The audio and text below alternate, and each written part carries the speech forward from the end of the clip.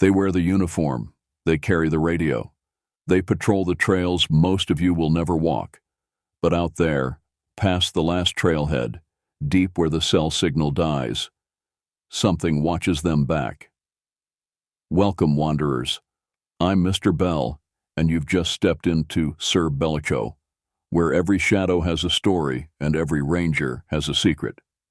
Tell me in the comments, where are you watching from?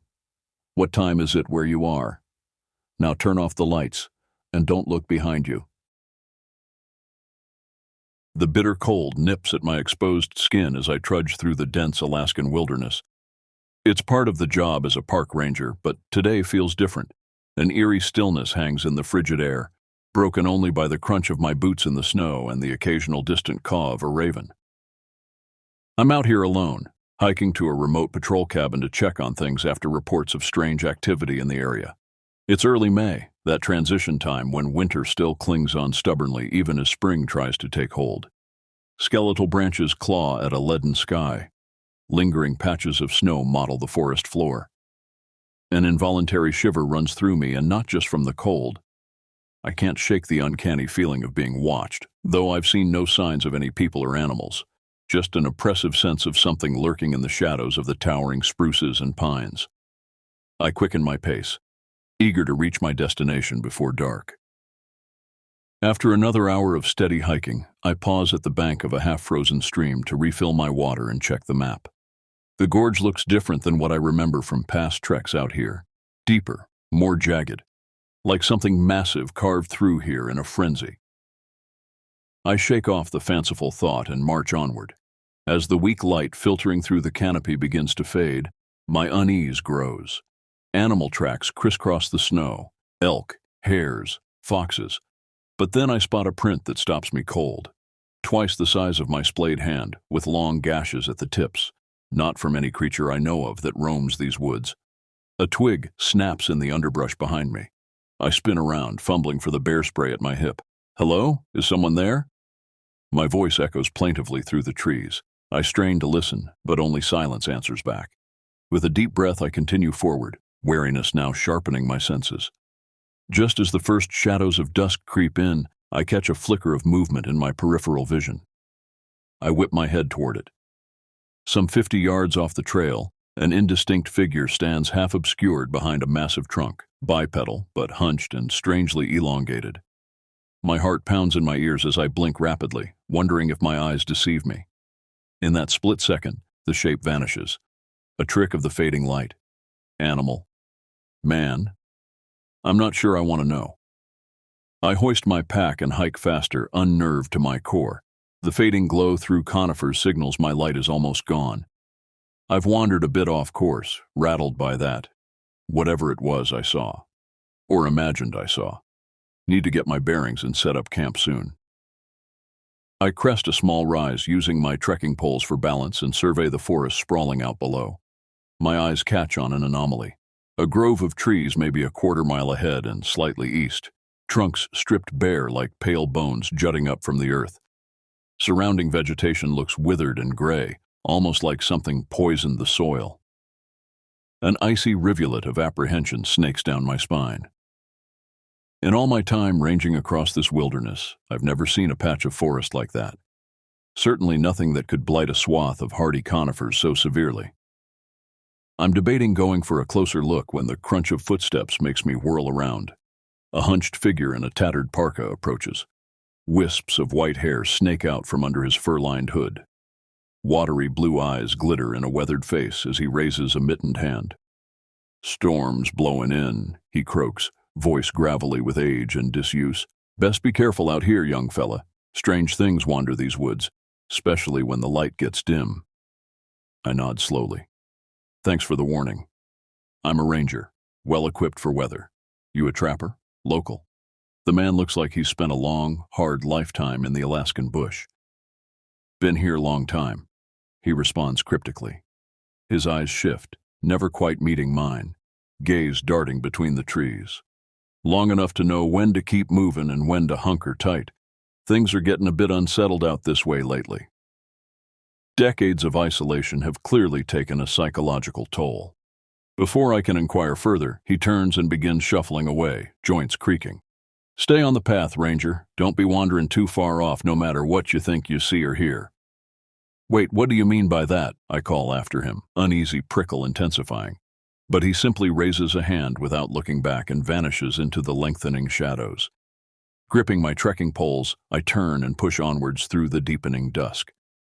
As full dark descends, I click on my headlamp, the bobbing orb of light only seeming to accentuate the clinging blackness. The temperature plummets, my breath puffing out in thick clouds. And then I hear it. A distant, mournful howl. It starts low, then rises in pitch to an almost human-like wail before tapering off. Every hair on my body stands on end. In all my years of experience, I've never heard any animal make a sound like that. Unthinking, my legs begin pumping faster, boots crunching on the frosty ground. Need to find a decent spot to make camp. Set up my tent. Get a fire going. But as I cast my light around, seeking level ground, it reflects back at me. Pinpricks of emerald green, multiple sets, surrounding me in the darkness, unblinking, tracking my every move. Icy talons of fear rake down my back. I spin in a slow circle, breath rasping in my lungs. The moment stretches, and then, between one blink and the next, the watchful eyes vanish. Branches sway, twigs snap, something very large, moving very quickly, but staying concealed. Heart hammering against my ribs, I stumble forwards, no longer caring about finding the perfect site. I yank out my tent with trembling hands, struggling to assemble the poles and stake the corners by touch, all the while straining my ears for any sound of approach. The night presses in like a living thing, full of whispers and murmurs, or maybe that's just the blood pounding in my head. At last I crawl inside, frantically zipping the flap closed. I curl into my sleeping bag, fully clothed, too shaken to even contemplate a fire.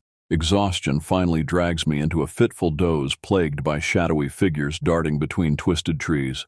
Gray light filters through the tent's thin nylon when I snap awake.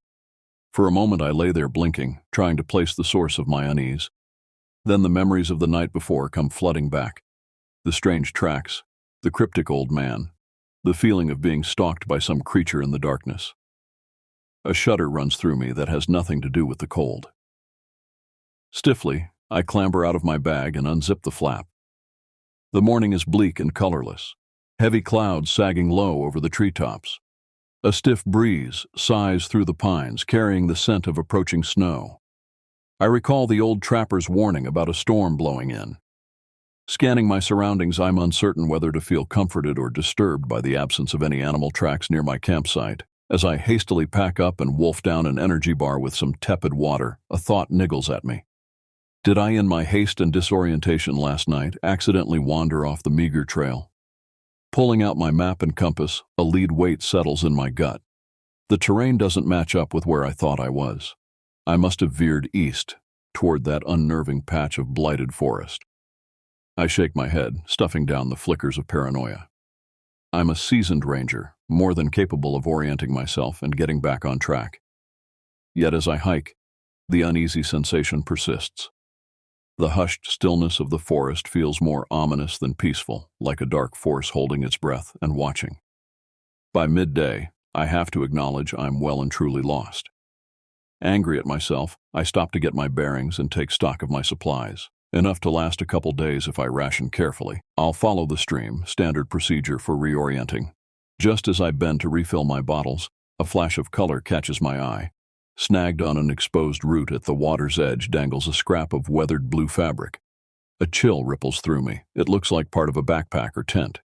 With mounting trepidation, I scan the bank and spot the remains of a small fire ring, almost concealed beneath a layer of leaves and pine needles. Someone camped here, and not all that long ago by the looks of it. Park rangers? Another lost hunter or hiker? I root around but find no other clues as to their identity or fate. The bizarreness of another camp set up so nearby, with no signs anyone passed by my tent in the night, makes my stomach churn. I can't suppress the sense of being toyed with. Herded. As I stare at the lonely shred of blue cloth fluttering in the breeze, a trickle of icy fear slips down my spine. Hastily repacking, I shoulder my supplies and plunge forward. Afternoon fades toward evening. The temperature drops and the wind picks up, fat flakes beginning to spiral down from the iron-colored sky. As the light leaches away, foreign sounds filter through the trees, creaks and groans, snaps of broken branches, and a snuffling, somehow both animal and not. Whirling toward a particularly loud crack, I catch a glimpse of a hulking figure moving through the shadows, loose-limbed and strangely fluid. A hoarse, almost human cry echoes, raising every hair on my nape. I fumble for my bear spray with one hand, unclipping my knife with the other. "Hello, I'm a park ranger. Do you need assistance?" My voice cracks, all authority fleeing. In response, a guttural growl vibrates from the underbrush, like no sound I've ever heard. Definitely not human, but like no animal I know either. The snarl rises in volume before breaking off into a chilling screech.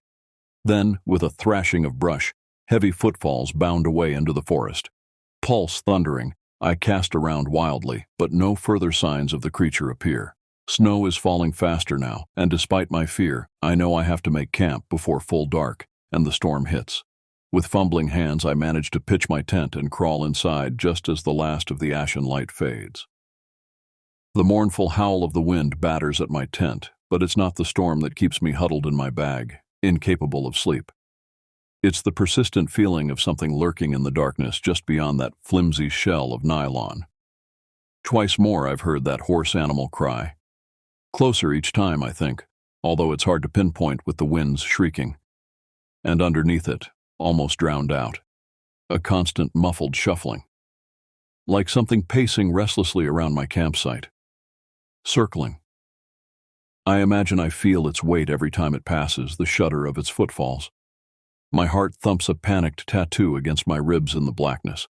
I don't dare turn on my light to check my watch, but it must be nearing dawn by now, the longest, most terrifying night of my life.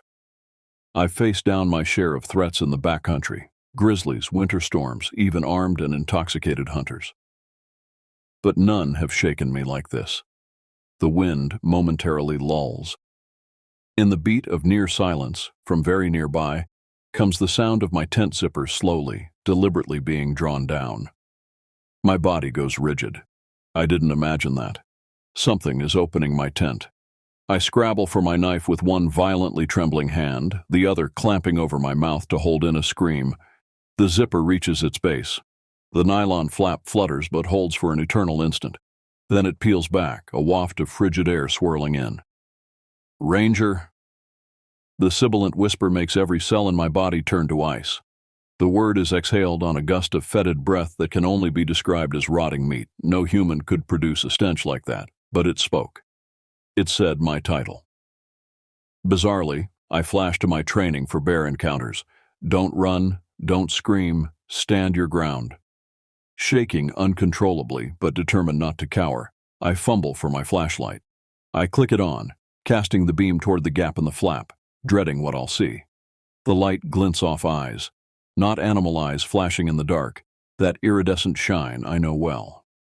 These are dull, milky orbs set deep in shadowed sockets. They stare back at me, unblinking, in what I can just make out is a distorted human-like face. No, a parody of a human face. Features are jumbled, blurred, nose too broad and flat, cheeks sunken beneath jutting bones. Slightly elongated jaw, lips peeled back to reveal a double row of square, blunt teeth that don't belong in any natural creature's mouth. As I gape in abject horror, those awful eyes abruptly shift away. The thing utters a low grunt. Then the tent flap is flung wide, and it's gone. A huge dark shape bounding off into the night. Bile surges up my throat. I expel it with a strangled cry, folding over in the sleeping bag that now feels like a flimsy shroud. Terror, unlike anything I've ever known, sinks its teeth into my guts. I've just come face to face with something that cannot exist, something that defies laws of nature and sanity. With a small moan, I realize I didn't check my supplies. Apprehension gnawing like rats in my stomach, I slowly unzip my pack. The beacon is there. The granola bar and spare socks are not. That thing rooted through my gear, took random items, recognizing their purpose, toying with me. The insidious implications make my head reel. Abandoning any notion of sleep, I huddle in my bag, listening to the wind howl. It sounds like a roar of laughter to my ears. As the first pale streaks of a leaden dawn reach into my tent, I know I'm far from safe. This was just the first round. The storm still hasn't abated when I hastily break camp at first light. It's difficult to say what's falling harder, snow or my hammering pulse. Despite bitter winds and the fresh layer of white blanketing the ground, I know I can't stay put. Can't remain a sitting duck for the thing that stalked my tent all night. I have to get to that ranger cabin, radio for help if by some small mercy it's functional. My memory is hazy, but I estimate the shelter is northwest of my position. With no trails or markers to follow, I'll have to rely on dead reckoning to bushwhack my way there through dense terrain, all while keeping alert for a creature that seems to bend the laws of nature. The forest feels alive with malice as I set out, as if the trees themselves have turned into hostile watchers. Snow conceals potential perils underfoot, each step an act of faith. Abrasive crystals sting my wind-chapped cheeks, my world narrowed to the few yards I can see ahead. It soon becomes apparent that, even with the snow, something is tracking me. At first it's just a sense of being surveilled, an itch between my shoulder blades. But as I pause at the lee side of a large boulder to check my compass, I spot them, footprints shadowing mine, partially obscured by fresh snowfall. Not quite human, not quite animal. Toes too long, heel and midfoot compressed. Hysteria flutters in my chest. How is it moving so silently? Keeping pace but out of sight? I think of the face in my tent and my head swims. With a dry swallow, I push off from the boulder and quicken my steps. Perhaps I can break free from this deadly game of cat and mouse. As morning wears into afternoon with no sign of the cabin, my strength and energy flag.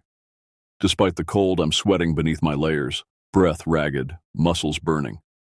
I can't recall the last time I stopped to eat, drink, or rest. Single-minded flight mode has consumed me. I'm skirting a ravine, using trees to anchor me on the slippery slope when I hear it. A snap of branches, a thud of something heavy landing, much closer than I whirl toward the sound, heart leaping into my throat. At the top of the steep embankment, a dark shape crouches amid the trees. Even at a distance, I can tell it's massive, well over 6 feet tall. And though it's bipedal, there is something distinctly unhuman in the cant of its broad shoulders, the elongated arms that dangle past its knees. As I stand frozen in horrified fascination, the creature unfurls from its crouch with a fluid grace that belies its size. Then it begins to lope down the incline straight toward me, moving with a rolling, rickety gait as if its joints are strangely articulated. Fight or flight instinct slams into me and I bolt, slipping and skidding over the icy ground. Behind me, the thing utters a undulating cry that sounds like a profane blending of wolf howl and human scream. I spare a glance over my shoulder and immediately wish I hadn't. It has dropped to all fours to run and is gaining fast, covering the ground with terrible speed. I catch a flash of straggly dark fur, knotted with burrs and leaves, a glimpse of pointed ears, and that demented parody of a human face. Breath sobbing, I crash wildly through the maze of trees. Branches claw at my clothing like grasping fingers. My lungs and legs burn with fatigue, but I don't dare slow down. I can hear the thing behind me, plunging through drifts and thickets, sometimes snarling, sometimes making a wheezy, panting sound almost like laughter. Just when I'm certain it's going to overtake me, that I'll feel its hot, rancid breath and rending claws on my back at any moment, I burst out of the tree line into a small clearing. And there, like a miracle, hunches a decrepit cabin, dusted with snow. Esperanza floods through me, lends wings to my exhausted feet. I race across the opening, expecting any second to be dragged down. But no blow comes. As I reach the cabin door, I risk a final look back. The creature has stopped at the edge of the clearing.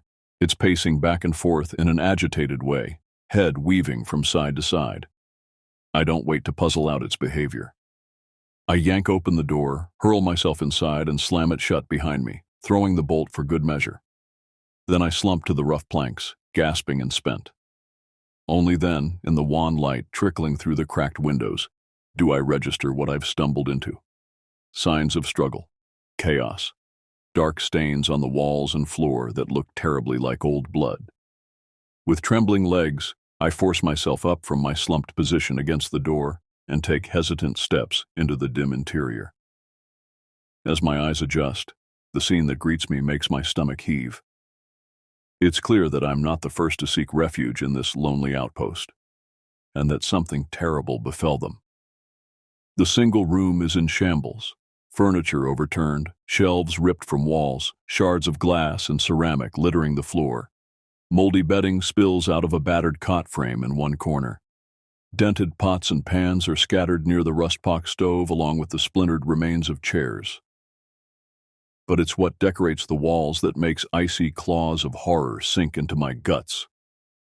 Ragged strips of fabric hang like pennants, flannel, Gore-Tex, cotton, emblazoned with logos for everything from bands to wilderness organizations. Crumpled wrappers from energy bars and freeze-dried meals crunch under my boots. With mounting nausea, I realize they're the tattered remnants of backpacks and jackets, clothing ripped from bodies, from other lost souls who came here just like I did, seeking shelter. Judging by the sheer amount, whatever is stalking me has been collecting trophies from its kills for a long time.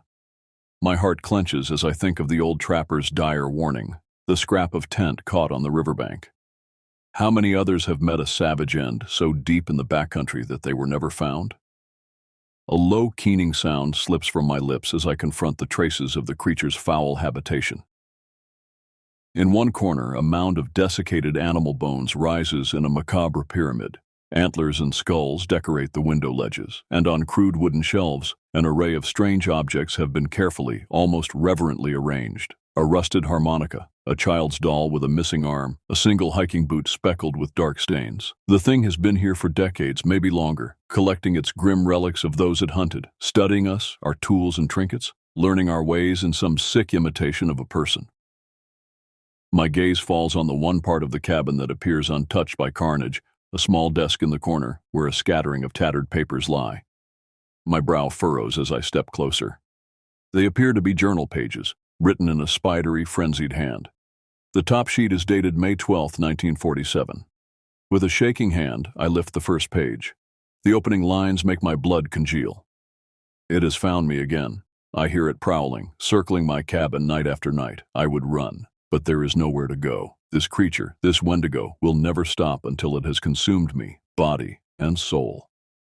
A scuffling sound from the porch makes me freeze, the pages fluttering from my hand. Then comes a long, low scrape, as of claws dragging deliberately over wood. The thing has found me. I'm trapped in this nightmarish tomb, pinned down, with nowhere left to run. My pulse throbs in my temples as I stand motionless, scarcely daring to breathe. Floorboards creak under a ponderous weight just outside the door. A whiff of breath, almost like a snuffle, as if the creature is scenting for me. I fight down a hysterical urge to laugh at that absurdity, even as my hand inches toward the knife on my belt. Another long scrape of nails over wood, an insistent pressure testing the edges of the door frame. Hinges squeal in protest, gaps appearing where the warped lumber pulls away from rusty nails. Whatever barricaded the previous occupants inside this grim tomb, it won't hold for long, not against the unholy strength of the thing that hunts me. With an oak-splitting crack, one of the boards splinters in a shower of rotted shards. I jump back, heart lodged somewhere in my throat. A gust of frigid air swirls in, carrying with it the stench of decaying flesh and an underlying musk, feral and rank. The door bulges inward, daylight spearing into the cabin's murky interior through ragged holes. Then, with a screech of rending wood, the entire panel rips free. It smashes to the floorboards in an explosion of debris, and the creature shoulders its way through the gaping maw where the door once stood. It seems to fill the small space, shaggy dark fur brushing the low rafters, arms hanging nearly to its bent knees. How could I have ever mistaken it for human, even in the flash of a glimpse through trees? This close, every detail is thrown into vivid relief, from its lumpy, elongated skull to the sharp double rows of teeth jutting from a distended jaw. The flat animal nose, the tufted pointed ears, the milky eyes recessed deep in shadowed sockets. The creature swings its massive head toward me. Its lips peel back, revealing stained gums and a slick purplish tongue that darts out to taste the air. I gag, bile climbing up my throat as the grotesque mouth opens. A string of drool stretches and snaps between blunt teeth. Rah! Grrr! The snarl contorts into a mutilated parody of human speech, vocal cords never meant for articulation straining to form the syllables. There is a glimmer of awful, alien intelligence in those pale eyes as it studies me, head cocking to one side. Fresh terror jolts through me. This creature is not simply some overgrown predator. It has awareness, a twisted semblance of understanding. And in that moment, I grasp with gut-wrenching certainty that all its stalking, its torment, has been building to this. It wants something from me, something more than meat and bone. As it shambles closer, I back away until my shoulders hit rough logs. My fingers scrabble at my belt, close around the hilt of my knife, and draw it with a soft schnick of metal. The creature's nostrils flare. I have just time to register the bunching of powerful muscles under matted fur before it lunges, one taloned hand clamping around my knife wrist and slamming it into the wall. Bones snap with a sickening crunch. Pain explodes up my arm, whiting out my vision. The knife clatters from my nerveless fingers. The stinking bulk of the creature presses against me, its other hand seizing my face in a crushing grip. I claw at the thick wrist helplessly, feet flailing as it lifts me up the wall until we are nose to snout. Ranger mine. It forces out the guttural declaration through bared fangs. Ropes of saliva dribble over my cheeks as its mouth yaws open, tongue unfurling to rasp across my face like sandpaper. The wet heat of its breath scalds my skin, and its musk clogs my nostrils. I thrash and writhe, mind shorting out on a white buzz of panic. This is how it will end, torn apart by a nightmare-made flesh. As the creature's jaws open wider, wide enough to engulf my head, a shadow in the periphery of my vision catches my attention.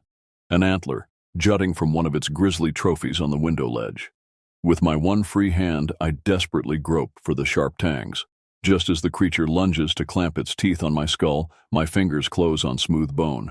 I jerk the antler forward and plunge it into the soft meat of the creature's throat with every ounce of my fading strength. Hot, brackish liquid spurts over my hand, a vile brew of blood and other fluids. The creature rears back with an ear-splitting shriek, shaking its shaggy head. Its hands rip away from me, scrabbling at the wound as more foul ichor pulses between its twisted fingers. I drop to the floor, legs giving out. Pain throbs in my broken wrist, but I shove to my feet, staggering toward the empty doorframe. I need to run, escape while the thing is distracted. But my body is battered, pushed past all endurance, and I crumple to my knees on the cabin's porch. Behind me, I can hear the creature's screams shift and warp. One moment it's the high, keening wail of an animal. The next a garbled string of almost words, as if it's trying to curse me in a stolen human tongue. I crawl forward through the drifted snow, each dragging shuffle in agony. Then the screaming abruptly cuts off, plunging the world into an eerie silence broken only by the rasp of my labored breathing. I freeze on hands and knees, breath pluming in the frigid air. The sudden absence of sound is almost more horrifying. A bloody handprint steams on the snow before me. Is it over?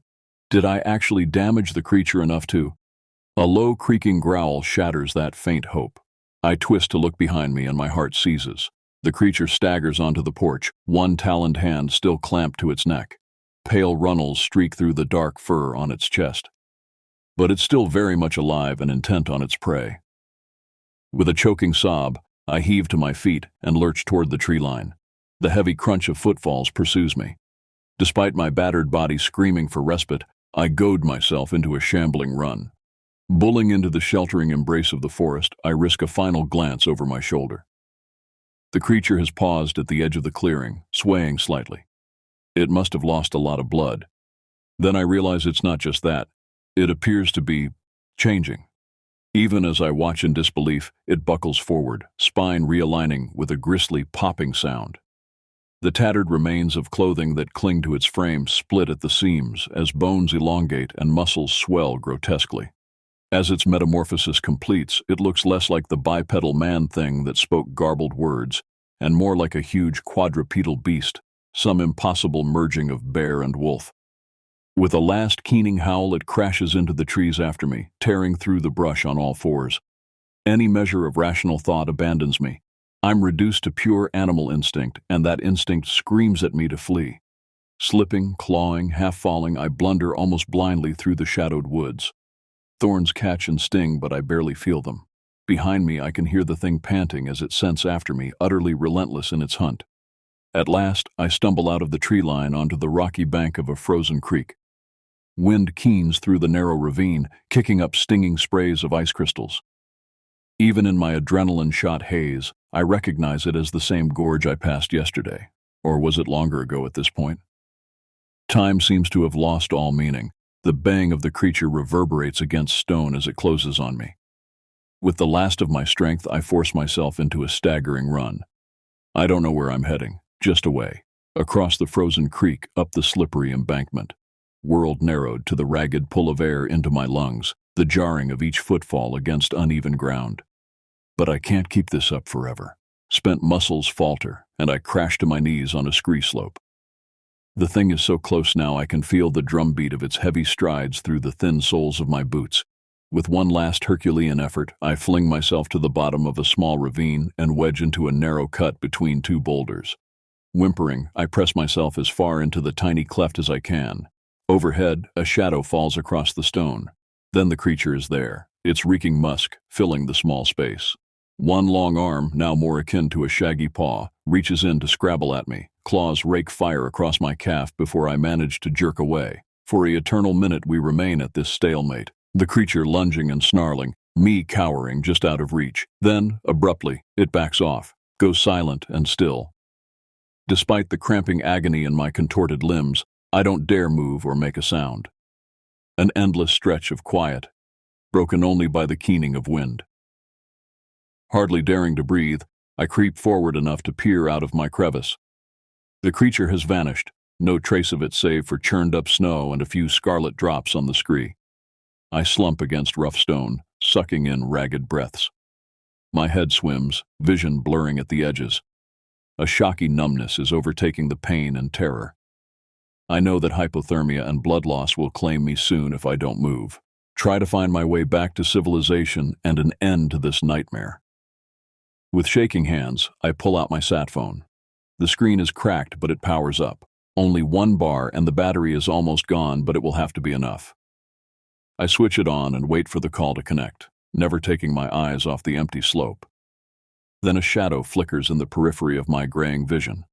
Something dark and hulking, a deeper patch of gloom creeping over stone and snow with a sinuous, predatory grace. Slowly, I raise my head. A strangled sound escapes me as I meet that milky, inhuman gaze peering down at me from the lip of the crevice. One word sighs out on a raw breath that steams in the frigid air. Please. I don't know if it's a plea for mercy or death. The creature regards me silently. For a moment, I imagine I see a glint of something close to pity in those pale, unreadable eyes.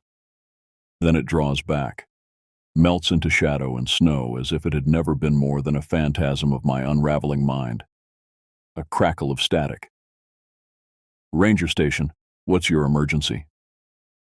The world seems to rush away down a long, dark tunnel.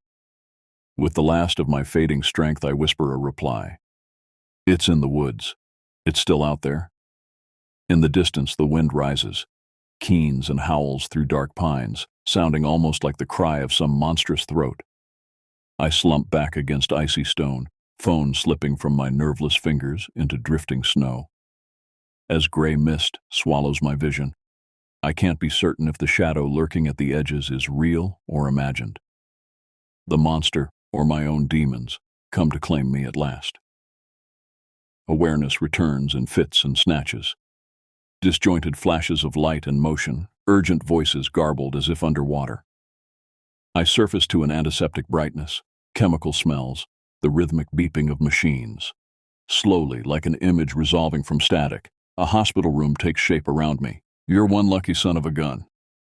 A weathered face swims into view above me, park ranger patch on a faded hat. Found you half frozen up on Bent Creek Ridge, babbling about some creature in the woods. Doc says it's a miracle you didn't lose more digits to frostbite. I stare up at him, mouth working soundlessly. How can I even begin to explain? The things I saw, the journal pages, the grim trophies in that blood-spattered cabin. It was real, I rasp through a throat scoured raw. The missing hikers, the attacks, there's something out there in the dark, hunting. The ranger's lips press into a grim line. He leans closer, lowers his voice. You're not the first to come out of those woods haunted. There have been stories round these parts for generations. Something that ain't quite man or beast stalking the wild places. Folks say it's a spirit of the old forest, Wendigo. The word sends a bolt of ice down my spine. The same phrase scrawled in that yellowed journal from 1947.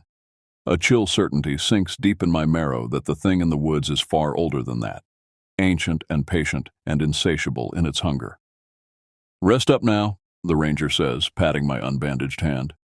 "We'll send a team out to look for this cabin of yours once the weather clears. See if we can find any sign of your creature." He doesn't believe. I can see it in his pitying eyes.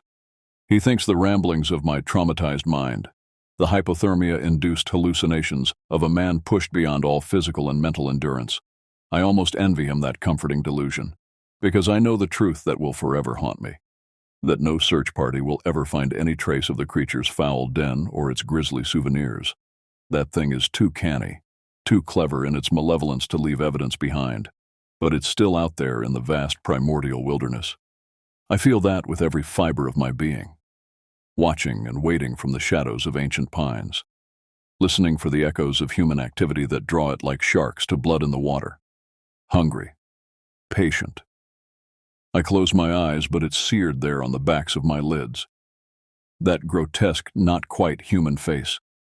Those pale predator's eyes that peered into mine and saw me as less than a creature like itself.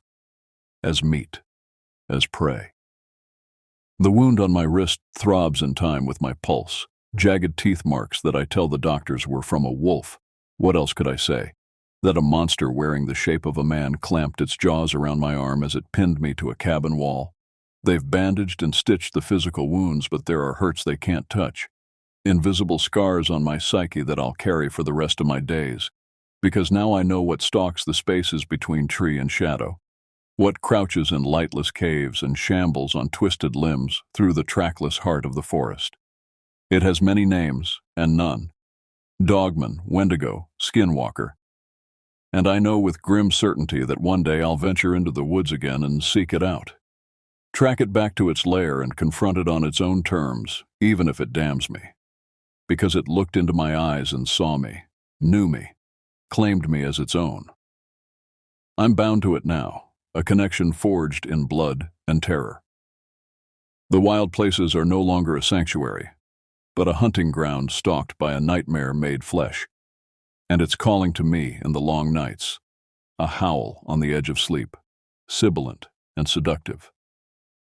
A summons I know I won't be able to resist forever, because no matter how far I run, how deep I bury this memory, I'll always hear it whispering my name. My name's Lyle Grady, and this all went down in 2008 when I was stationed out in Spokane, Washington with the National Missing and Unidentified Person System, or NAMAS for short. I'd been doing this job for over a decade, and I'd seen it all, or at least I thought I had. People go missing for all sorts of reasons, and sometimes the reasons are worse than the disappearance itself. That's something they don't warn you about in training, I'll tell you that much. It was late October, and the cold was already settling into my bones each morning.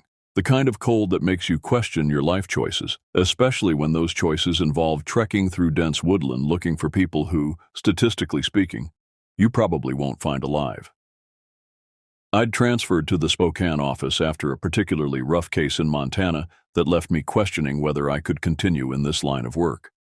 My supervisor thought a change of scenery might help. It didn't. The office was housed in a converted warehouse on the outskirts of town, all concrete floors and exposed pipes. The kind of place that never quite warmed up, no matter how high you cranked the thermostat. My desk was littered with case files, photographs of smiling faces that may or may not still exist somewhere in the world. I'd been staring at one particular file for the past hour when Mike Donnelly, my partner of 3 months, tossed a fresh manila folder onto my desk. "Got a new one for you, Grady," he said, taking a sip from his perpetually full coffee mug. "Young woman disappeared while hiking. Local PD's been on it for weeks with nothing to show." I flipped open the folder and was greeted by the face of Sarah Mitchell. 23 years old, auburn hair, green eyes, wide smile. The kind of photo parents proudly display on mantelpieces. According to the file, she'd gone hiking in Pine Ridge Forest 3 weeks ago and never returned. Her car was found at the trailhead, packed with supplies for a day hike. water bottle, granola bars, a small first aid kit. Nothing was missing except Sarah herself. "Any leads?" I asked, scanning through the preliminary reports. Mike shook his head. "That's why they called us in. Search and rescue combed those woods for days. Nothing. No backpack, no clothing, no blood. It's like she walked into thin air." I'd heard that phrase too many times in my career. Nobody just vanishes without a trace. There's always something left behind, some evidence of their existence. The absence of evidence is often the most troubling evidence of all. What about family, friends, boyfriend, girlfriend? All checked out. She was a graduate student at Eastern Washington University, studying environmental science. By all accounts, she was well-liked. No known enemies. Parents are divorced, but on good terms. She was close with both of them. No romantic relationship at the time of her disappearance. I continued flipping through the file, looking for anything unusual. Says here she was an experienced hiker. Yeah, that's the thing. She knew those trails, hiked them regularly according to her roommate. Always stuck to the marked paths, always told someone where she was going. So why'd she go off trail this time? Mike shrugged. That's what we need to figure out. I spent the next few days interviewing Sarah's friends, family, and professors. They all painted the same picture: responsible, cautious, not the type to take unnecessary risks. Her roommate Jen was the last person to see her. She said Sarah had mentioned wanting to photograph some rare birds that had been spotted in the area. Nothing unusual about that. Sarah was an amateur photographer with a particular interest in wildlife. She was so excited about those birds, Jen told me, her eyes reddening. Said they were only in the area for a short time during migration. She wanted to get some shots for her thesis project.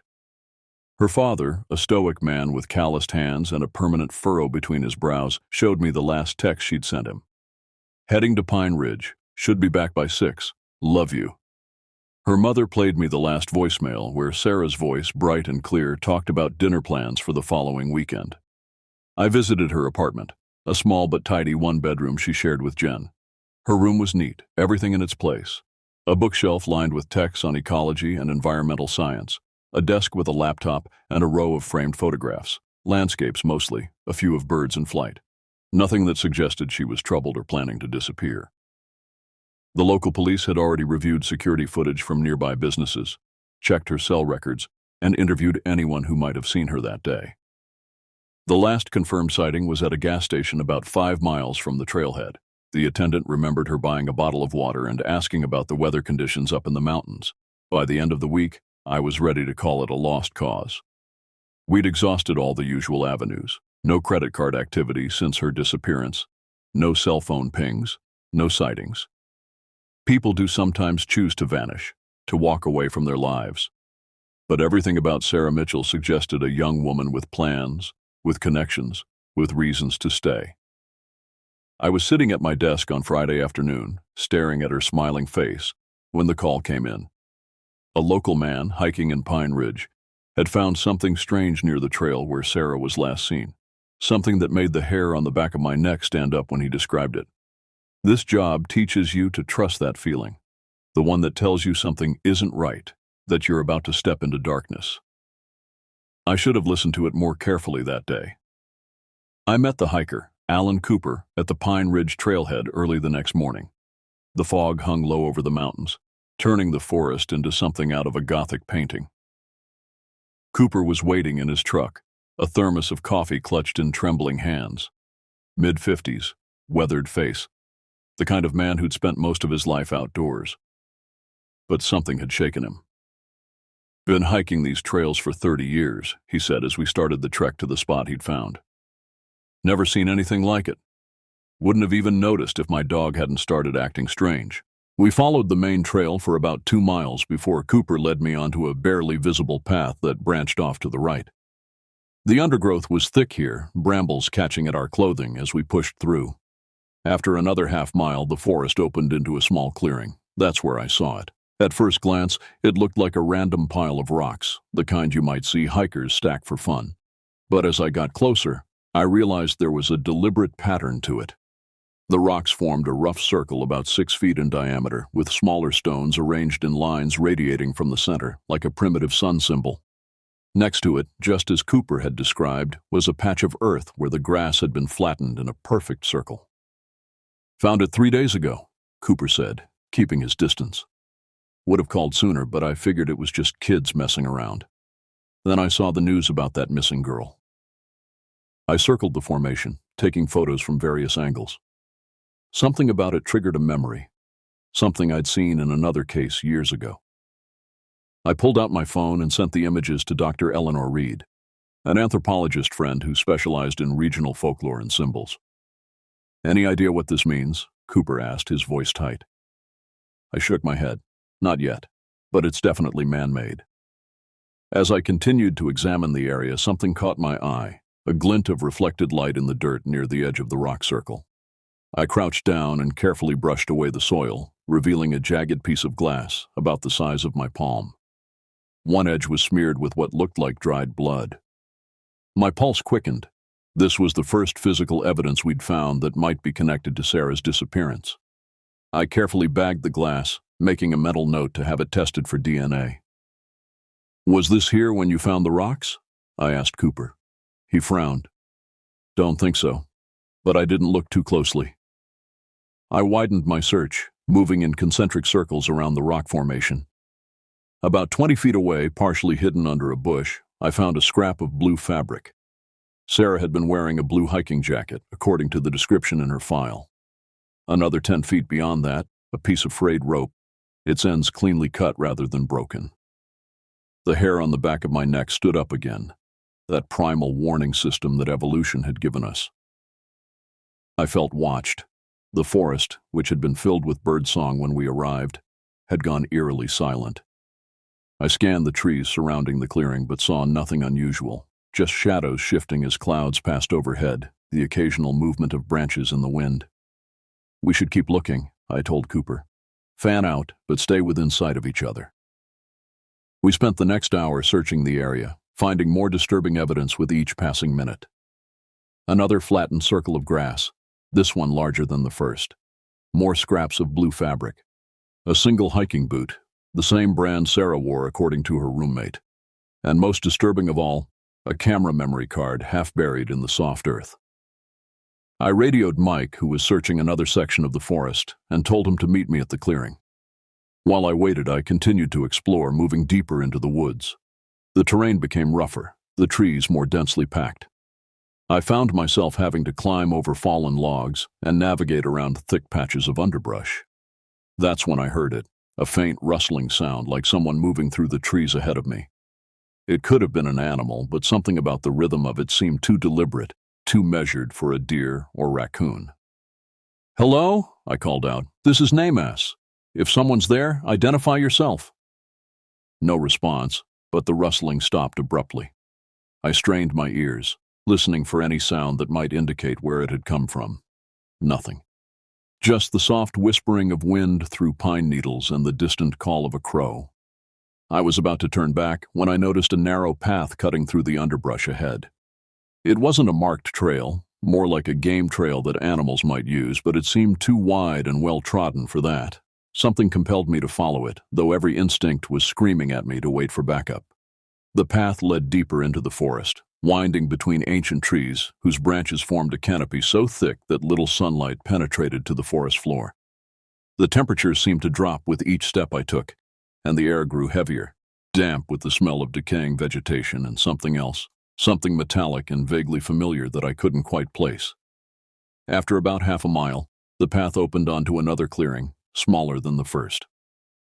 In the center stood what looked like an old hunting cabin, its wooden walls weathered gray by years of exposure to the elements. The windows were covered with dirt and grime, making it impossible to see inside. A single door hung slightly ajar, as if inviting me in. I approached cautiously, my hand resting on the gun at my hip. The cabin looked abandoned, but the area around it was oddly clear of debris. No fallen branches, no overgrown weeds. Someone had been maintaining it. I was still about 20 feet away when I noticed something carved into the door, another symbol similar to the rock formation we'd found but more elaborate. Before I could examine it more closely, I heard Mike's voice crackling over the radio. "Grady, where are you? I'm at the clearing with Cooper." I keyed the radio. About half a mile northwest, I found a cabin. I think someone's been using it recently. Wait there. Don't go in alone. I'm on my way. I acknowledged and clicked off the radio.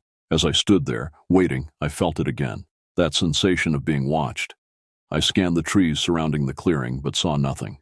Then a movement caught my eye, just at the edge of my peripheral vision. I turned quickly, but whatever it was had vanished. The silence was oppressive now, as if the forest itself was holding its breath. I noticed that the door to the cabin had opened wider, though I hadn't touched it. A chill ran down my spine that had nothing to do with the temperature. I should have listened to Mike. I should have waited.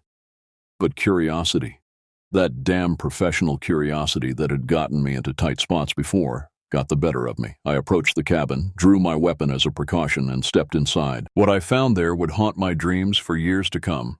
The stench hit me first, a nauseating blend of mildew, rotting wood, and that same metallic smell I'd noticed on the path, stronger now, so strong it made my eyes water.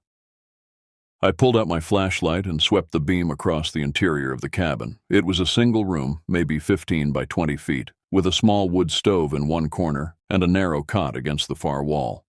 A rickety table stood in the center, cluttered with various objects I couldn't immediately identify. But it was the walls that made my blood run cold. They were covered, floor to ceiling, with photographs. Hundreds of them, overlapping, creating a macabre wallpaper of faces. Men, women, young, old, a diverse collection of humanity.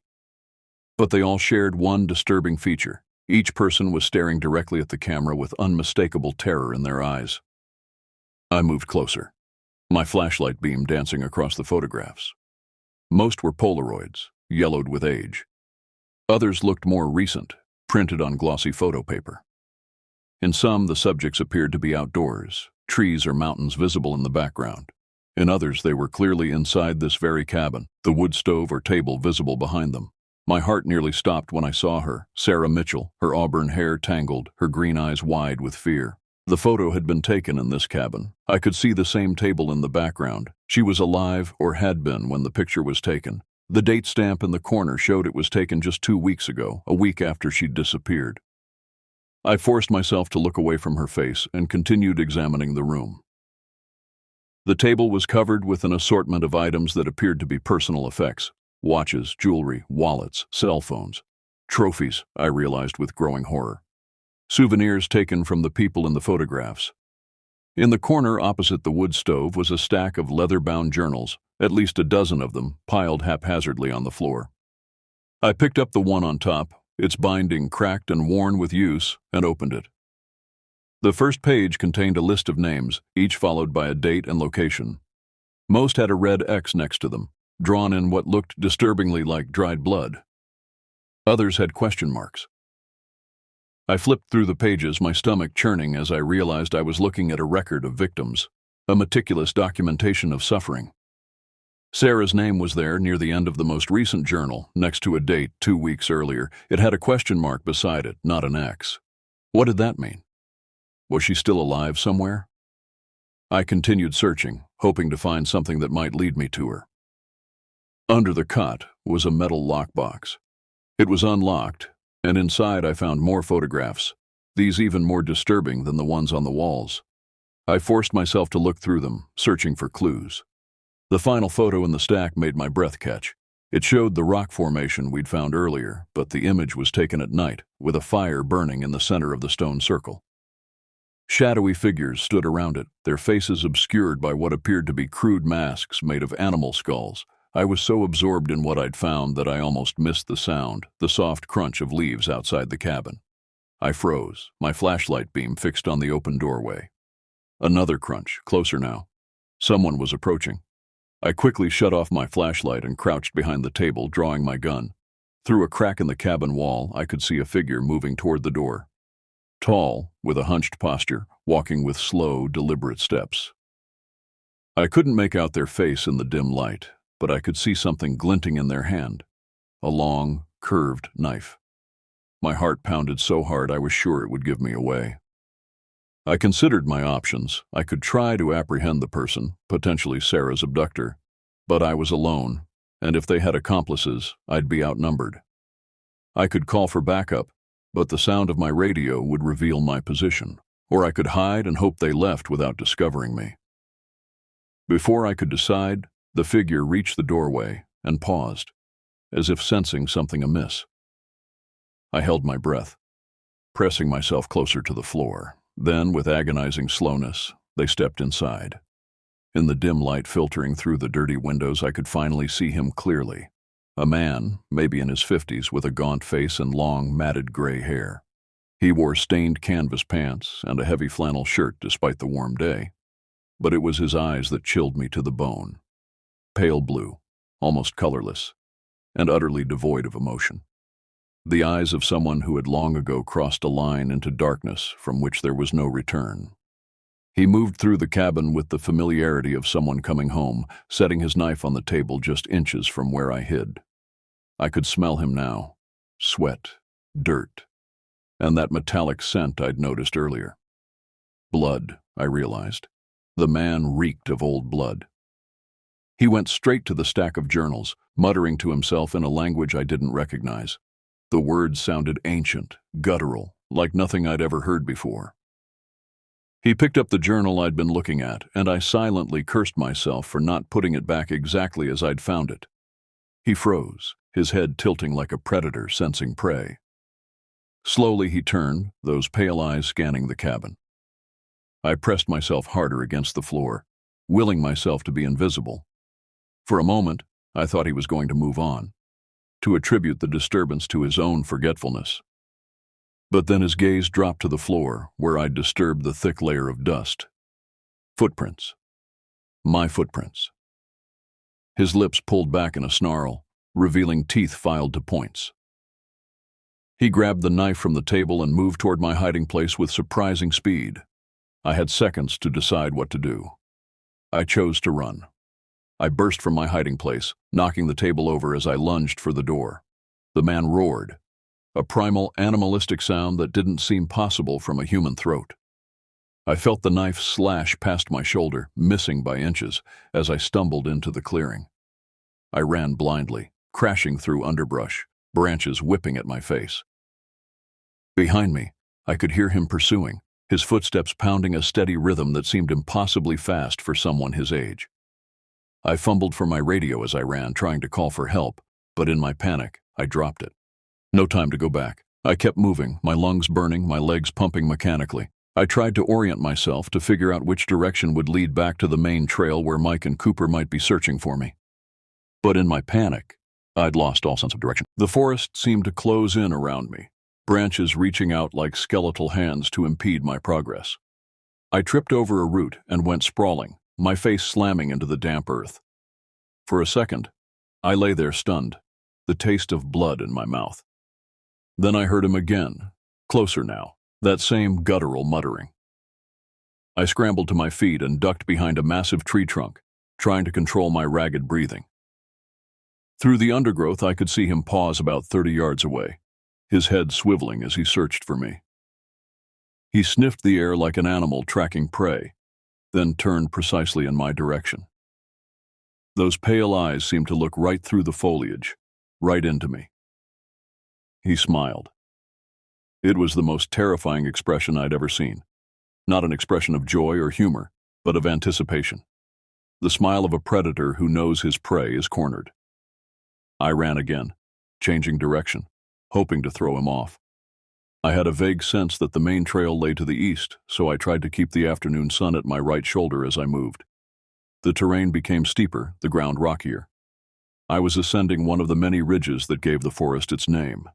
The higher elevation gave me a momentary advantage. I could see farther, get a better sense of where I was. About half a mile ahead, I spotted a break in the trees that might indicate the main trail. I pushed toward it, ignoring the burning in my legs and the stabbing pain in my side. Behind me, the man's footsteps had faded, but I didn't dare hope I'd lost him. More likely he was circling around, trying to cut me off before I reached the trail. I increased my pace, desperation giving me a burst of speed. I was so focused on what might be behind me that I almost missed the figure that stepped out from behind a tree just ahead. I skidded to a halt, my heart in my throat, certain it was my pursuer. But it was Mike, his gun drawn, his expression a mixture of relief and alarm. "Grady, what the hell? No time," I gasped, grabbing his arm. "We need to move. Now." To his credit, Mike didn't question me. He'd been my partner long enough to know when a situation was critical. We ran together toward the main trail, me gasping out a fragmented explanation as we went. I told him about the cabin, the photographs, the journals, and the man with the filed teeth and the knife. "We need backup," Mike said, pulling out his radio. "And we need to find Cooper. Last I saw, he was waiting for you at the first clearing," I said, my breathing starting to even out now that I wasn't alone. Mike nodded. "He was. I left him there when I came looking for you. Told him to stay put." We reached the main trail and paused, trying to decide which way to go. The path to the trailhead lay to the left, but Cooper was waiting at the clearing to the right. "We can't leave him out here," I said, though every instinct was screaming at me to get as far from this forest as possible. Mike nodded grimly and called for backup on his radio, giving our approximate location and a brief summary of the situation. Then we turned right, moving at a cautious jog back toward the clearing where we'd found the rock formation. We were about 100 yards from the clearing when we heard the scream, a high, terrified sound that cut off abruptly, leaving the forest in eerie silence. "Cooper," Mike whispered, his face pale. We approached the clearing more cautiously now, weapons drawn. Mike went left. I went right, both of us using the trees for cover as we moved forward. When we reached the edge of the clearing, I signaled for Mike to wait while I peered around a thick pine trunk. The clearing was empty. The rock formation was still there, but there was no sign of Cooper. I was about to signal to Mike that it was clear when I noticed something at the center of the stone circle, a dark stain on the ground that hadn't been there before. Fresh blood. I was still processing this when a figure lunged from the trees on the opposite side of the clearing, the man from the cabin, his knife now wet with what I feared was Cooper's blood. He charged straight at me, moving with that same unnatural speed. Mike shouted and fired, the sound deafening in the enclosed space of the forest. The man staggered but didn't fall. He turned toward Mike, snarling, then seemed to think better of it. With one last look at me, a look that promised this wasn't over, he disappeared back into the trees. Mike ran to me. "You okay?" I nodded, though I was shaking so badly I could barely stand. "Cooper's blood," I said, gesturing to the rock circle. Mike's face hardened. "We'll find him. But first, we need to get out of here and meet the backup team." We retreated down the main trail, moving as quickly as we dared while still maintaining vigilance.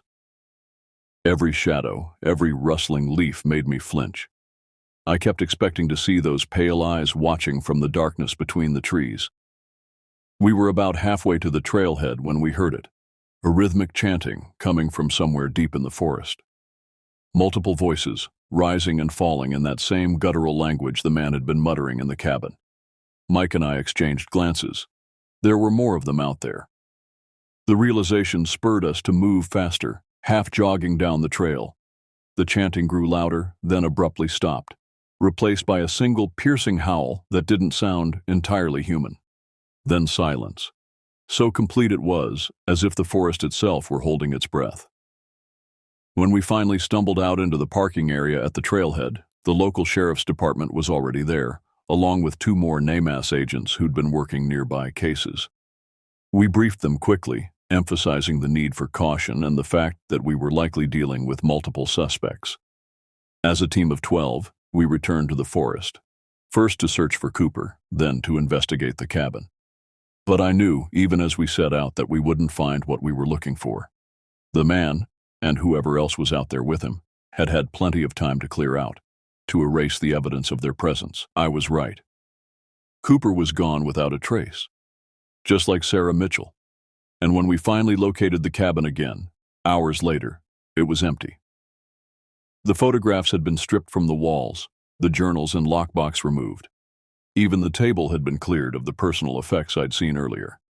The only evidence that remained was a faint bloodstain on the floor near where I'd hidden and the lingering metallic smell that now made my stomach turn. As night fell, and we were forced to suspend the search until morning, I couldn't shake the feeling that we were being watched, that pale eyes were following our every move from the darkness of the forest. And I knew, with a certainty that chilled me to the bone, that this wasn't over. The search for Alan Cooper and Sarah Mitchell continued for weeks. We brought in dogs, Helicopter surveys, thermal imaging, every resource at our disposal. The forest was combed inch by inch, focusing on the area around the cabin and expanding outward in concentric circles. We found evidence of recent activity: fire pits, makeshift shelters, more of those strange rock formations, but no sign of Cooper or Sarah. The only concrete piece of evidence we recovered was the piece of glass I'd bagged before finding the cabin. DNA testing confirmed it was stained with Sarah's blood. I couldn't sleep. Every time I closed my eyes, I saw those photographs wallpapering the cabin, all those terrified faces staring back at me. I saw Sarah's eyes, wide with fear. I heard Cooper's scream cutting through the forest silence, and I smelled that metallic stench that seemed to have followed me home, clinging to my clothes and skin no matter how many times I showered. The local authorities were skeptical of my account. They found the cabin, of course. It was still standing where I'd described it. But empty. It looked like nothing more than an abandoned hunting shack. Without the photographs, the journals, or any other physical evidence, my story sounded far-fetched. A man with filed teeth, ritualistic chanting in the woods. They humored me because of my position with NAMAS, but I could see the doubt in their eyes. Mike backed me up, confirming that he'd seen the man with the knife, that he'd fired at him. But even Mike hadn't seen inside the cabin, hadn't seen the photographs or journals, and with Cooper missing, there was no one else to corroborate the discovery of the rock formation and the other evidence we'd found. A week after the incident, I received a call from Dr. Eleanor Reed, the anthropologist I'd sent the photos of the rock formation to. "Lyle, I've been looking at those images you sent," she said, her voice tight with what sounded like professional excitement and personal unease. "That symbol, the way the rocks are arranged, it's very similar to markers used by certain isolated communities in the Pacific Northwest during the late 19th and early 20th centuries." "What kind of communities?" I asked, though I had a sinking feeling I already knew the answer. "Cult-like groups, for lack of a better term. They practiced a blend of indigenous spirituality and European occultism, heavily focused on the concept of transformation through sacrifice." "Sacrifice," I repeated, the words sitting heavy in my stomach. "Yes, they believed that by consuming parts of their victims they could absorb their essence, their life force. The circular arrangements you found are typically associated with ritual sites where these ceremonies were performed." I thought of the blood in the rock circle, of Cooper's abrupt scream. I thought of the man's teeth, filed to points, and the knife in his hand. I didn't want to connect these dots, but they were connecting themselves. "The strange thing," Dr. Reed continued, "is that most of these groups died out by the 1950s, or at least went underground. There hasn't been any documented activity in decades. If what you found is connected to one of these cults, it would suggest they've managed to maintain their practices in secret all this time, possibly passing them down through generations." After I hung up, I sat at my desk staring at the wall for a long time. The implications of what Dr. Reed had told me were too horrific to contemplate fully, but they aligned with everything I'd seen. The ritualistic elements, the trophies kept in the cabin, the coordination of multiple individuals in the forest. The investigation continued, but without concrete leads, it gradually lost momentum. The local media, which had initially been intensely interested in Sarah's disappearance and the subsequent search, moved on to other stories. The sheriff's department, stretched thin by other cases, assigned fewer deputies to the search each week. But I couldn't let it go. In my off hours, I researched the cults Dr. Reed had mentioned, piecing together their history and practices from academic papers and old newspaper accounts. I visited local historical societies, looking for any records of unusual activity in the Pine Ridge area over the decades. What I found was disturbing. Every few years, stretching back to the early 1900s, there were reports of hikers or campers disappearing in those woods. Most were written off as accidents, people getting lost, falling from ridges, being attacked by wildlife. But the pattern was there if you knew to look for it, and there were other accounts, harder to verify but no less chilling. Stories of strange lights seen in the forest at night, of eerie chanting carried on the wind, of hikers finding mutilated animal carcasses arranged in circular patterns. The locals had a name for the presence they sensed in the woods: the Watcher, a malevolent entity that stalked the forest, taking those who ventured too far from the marked trails. 2 months after our encounter in the woods, I received a package at the NAMAS office. No return address, postmarked from a town about 50 miles from Spokane. Inside was a single Polaroid photograph.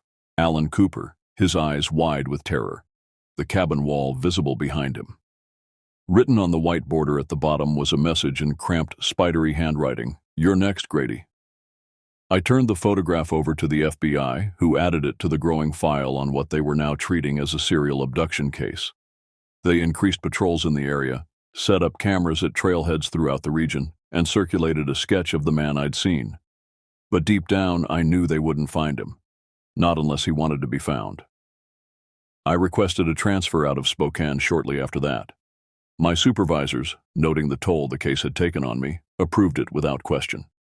I moved to the Minneapolis office, where the forests were different, more open, less secretive, but I kept tabs on the Pine Ridge case. Every few months I'd call former colleagues, check for any updates. There were none, at least not officially. But there were rumors, more disappearances, though none that could be definitively linked to our case. More sightings of strange lights and rituals deep in the woods, always dismissed as the overactive imaginations of campers. 5 years later, long after I'd moved on to other cases, other missing persons, I received another package. This one contained a page torn from one of the journals I'd seen in the cabin. On it, a list of names, all with red X's beside them: Sarah Mitchell, Alan Cooper. And at the bottom, my own name, followed by a question mark. I reported it, of course, added it to the file, increased security at my home. But I knew it was just a reminder, a message letting me know that I hadn't been forgotten, that somewhere in those dark woods, the Watcher was still there, still waiting. To this day, the cases of Sarah Mitchell and Alan Cooper remain unsolved. The man with the filed teeth and the knife was never identified. The cabin in the woods, when I last checked, still stands empty, a silent sentinel holding secrets I only glimpsed. Sometimes, late at night when the house is quiet and dark, I catch a whiff of that metallic smell, just for an instant. And I know he's out there somewhere, marking his territory, waiting for the next person to stumble into his twisted little world. Waiting, perhaps, for me. And I know that if I ever return to those woods, if I ever see those pale, emotionless eyes again, I won't be coming back.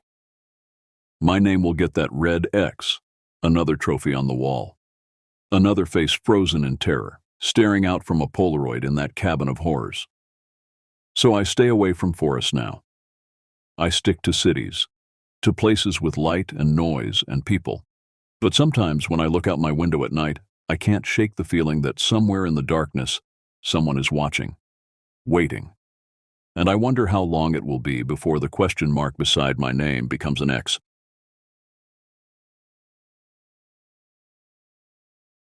The morning fog hung thick between the ancient pines as I made my way along the narrow trail that led to my new cabin. My boots crunched on the mixture of pine needles and gravel, each step carrying me deeper into what would become my home for the next year. Maple Lake Wilderness Area, over 200,000 acres of pristine forest in the Pacific Northwest, untamed and largely unexplored. My name is Kai Stonewood, though most people just call me Kai. I'd taken the park ranger position at Maple Lake after spending years working behind a desk in Seattle. The isolation didn't bother me. In fact, it was exactly what I wanted. After my sister's disappearance 3 years ago during her own hiking trip in these very woods, I'd developed an obsession with wilderness search and rescue. When I saw the job posting for a ranger position at the same park where she vanished, I knew it was my chance to find answers. The interview had gone surprisingly well. The head ranger, a weathered man named Bernard, who looked like he'd been carved from the same wood as the forest, had given me a curious look when I mentioned my sister. "You know what they say about these woods," he'd said, his voice low. "They don't always give back what they take." I'd heard the rumors, of course. Every forest has its folklore. Tales of strange creatures, unexplained disappearances, and sounds that can't be attributed to any known wildlife. I dismissed them as the usual superstitions that surround remote areas. Besides, I needed this job for my own reasons. The cabin came into view as I rounded a bend in the trail. It wasn't much. A simple one-bedroom structure with a small kitchen, living area, and bathroom. Solar panels on the roof provided limited electricity and a well-supplied fresh water. My nearest neighbor would be 5 miles away, another ranger named Lena who maintained the eastern section of the wilderness area. I unlocked the door and stepped inside. The interior smelled of pine and dust. Clearly, no one had been here for some time. I set down my backpack and walked to the window, looking out at the dense forest that surrounded the clearing. Somewhere out there, my sister had vanished without a trace. The official report said she'd likely fallen from one of the numerous cliffs in the area. Her body never recovered, but I wasn't convinced. Over the next few hours, I unpacked my belongings and familiarized myself with the cabin. There was a radio system for emergencies and a satellite phone for when the radio failed. The walls were adorned with maps of the area, topographical charts showing the lake, the mountains that surrounded it, and the network of trails that crisscrossed the wilderness. As evening approached, I sat on the porch with a cup of coffee, watching the sun sink below the tree line. The chorus of forest sounds grew louder: crickets, frogs from the nearby creek, and the occasional hoot of an owl. But then, as darkness fell completely, I heard something else.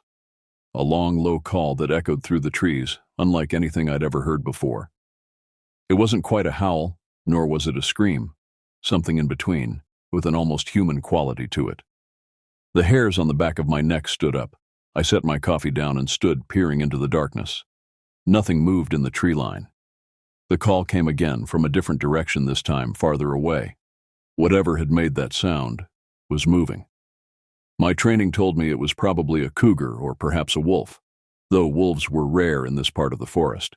Yet something about that cry seemed intelligent, deliberate, as if it were not just an animal's call, but a message. That night I slept fitfully, dreams filled with shadowy figures moving between trees and my sister's voice calling out to me from somewhere deep in the woods. The next morning, I reported for my first day of duty. Bernard met me at the main ranger station, a rustic building that served as our headquarters. "Sleep well?" he asked, a knowing look in his eyes. "Heard some strange noises," I admitted. "Some kind of animal call I couldn't identify." Bernard nodded slowly. "These woods have their own language. You'll learn it in time." He handed me a worn, leather-bound notebook. "This belonged to the ranger before you, Travis. He left rather suddenly 6 months ago. Might be helpful for you to read his notes." I took the notebook, curiously flipping through pages filled with observations about wildlife, weather patterns, and trail conditions. But toward the end, the neat handwriting became increasingly erratic, the entries more disturbing. Travis had begun documenting sightings of something large moving through the trees at night. He'd found massive footprints near the lake that didn't match any known wildlife, and he'd heard the same calls I had.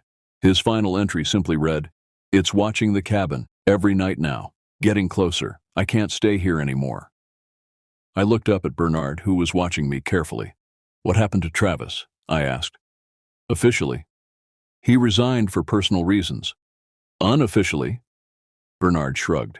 "He came running into my office one morning, pale as a ghost, rambling about something stalking him. Said he wouldn't spend another night in those woods. Packed up and left that same day."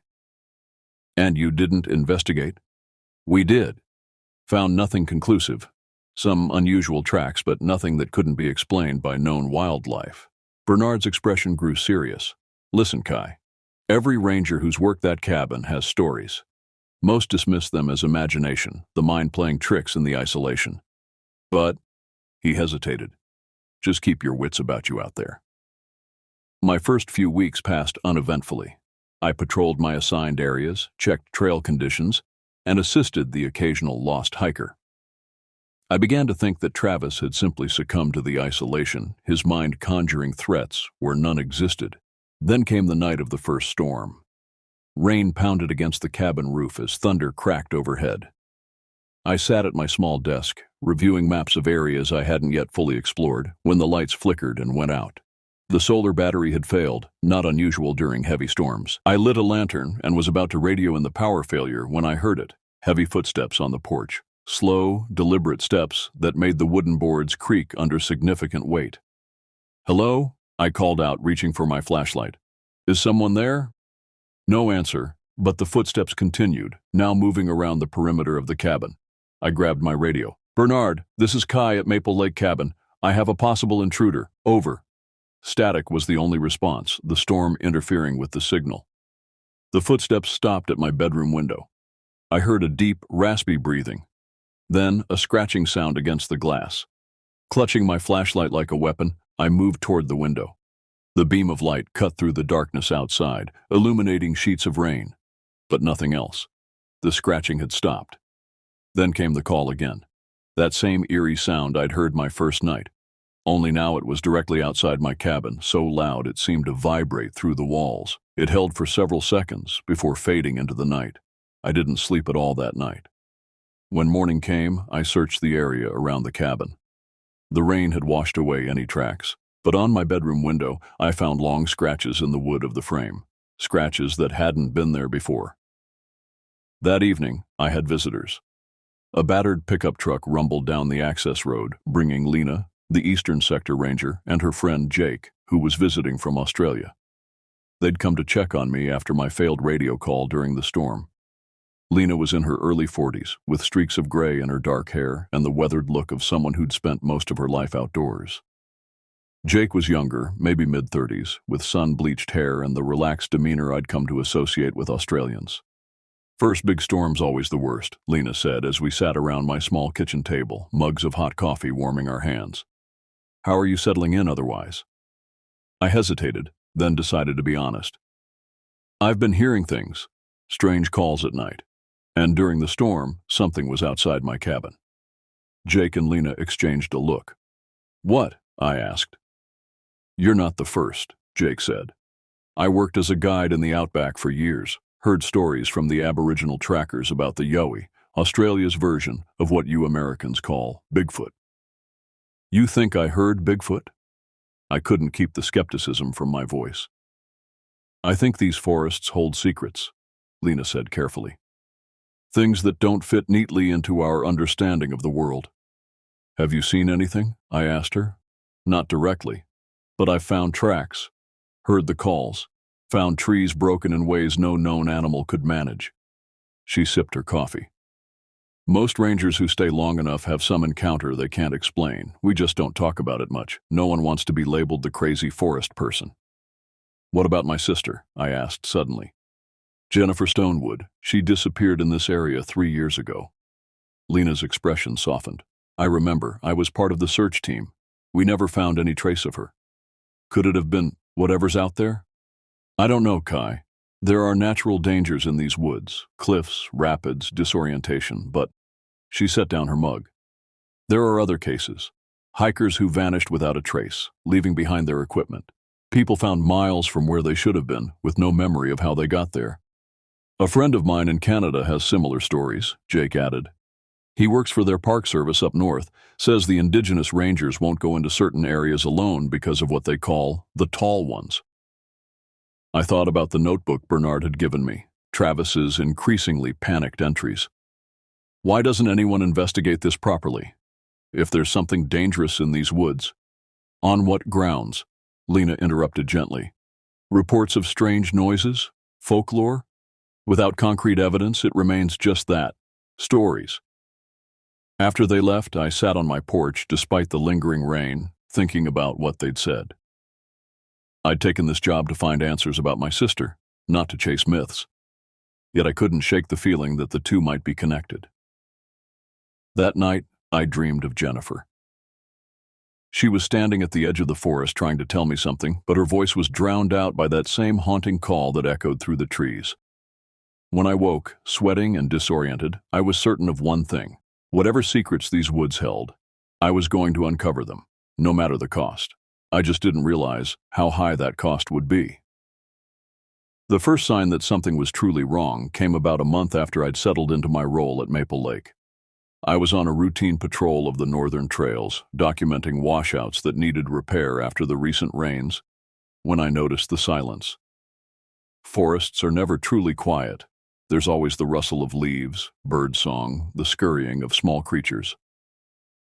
But as I climbed higher along the ridge trail, all sound gradually faded until I stood in complete, unnatural silence. I stopped, muscles tensing as I scanned the trees around me. Nothing moved. No birds flew overhead. Even the ever-present whisper of wind through branches had ceased, as if the forest itself were holding its breath. That's when I saw it, a dark figure standing motionless among the trees about 50 yards ahead. Tall, much taller than any human, and broad-shouldered, its form partially obscured by the trunk of a massive pine. I couldn't make out any details, just a silhouette that seemed to absorb the light around it. "Hello," I called out, immediately regretting breaking the silence. My voice sounded small and vulnerable in the still air. "This is Ranger Stonewood. Identify yourself." The figure didn't move or respond. I reached for my radio, but before I could call in, the silence was shattered by the crack of breaking branches. The figure moved with startling speed, not toward me but deeper into the forest, covering ground with long, fluid strides that no human could match.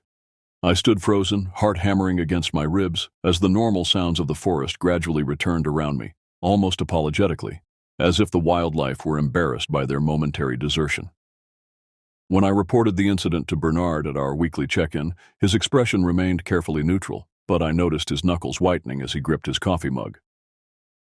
"Probably a bear," he suggested, not meeting my eyes. "They can stand on their hind legs, look bigger than they are." "This wasn't a bear," I insisted. "It moved like nothing I've ever seen." Bernard sighed, finally looking at me directly. "What do you want me to say, Kai?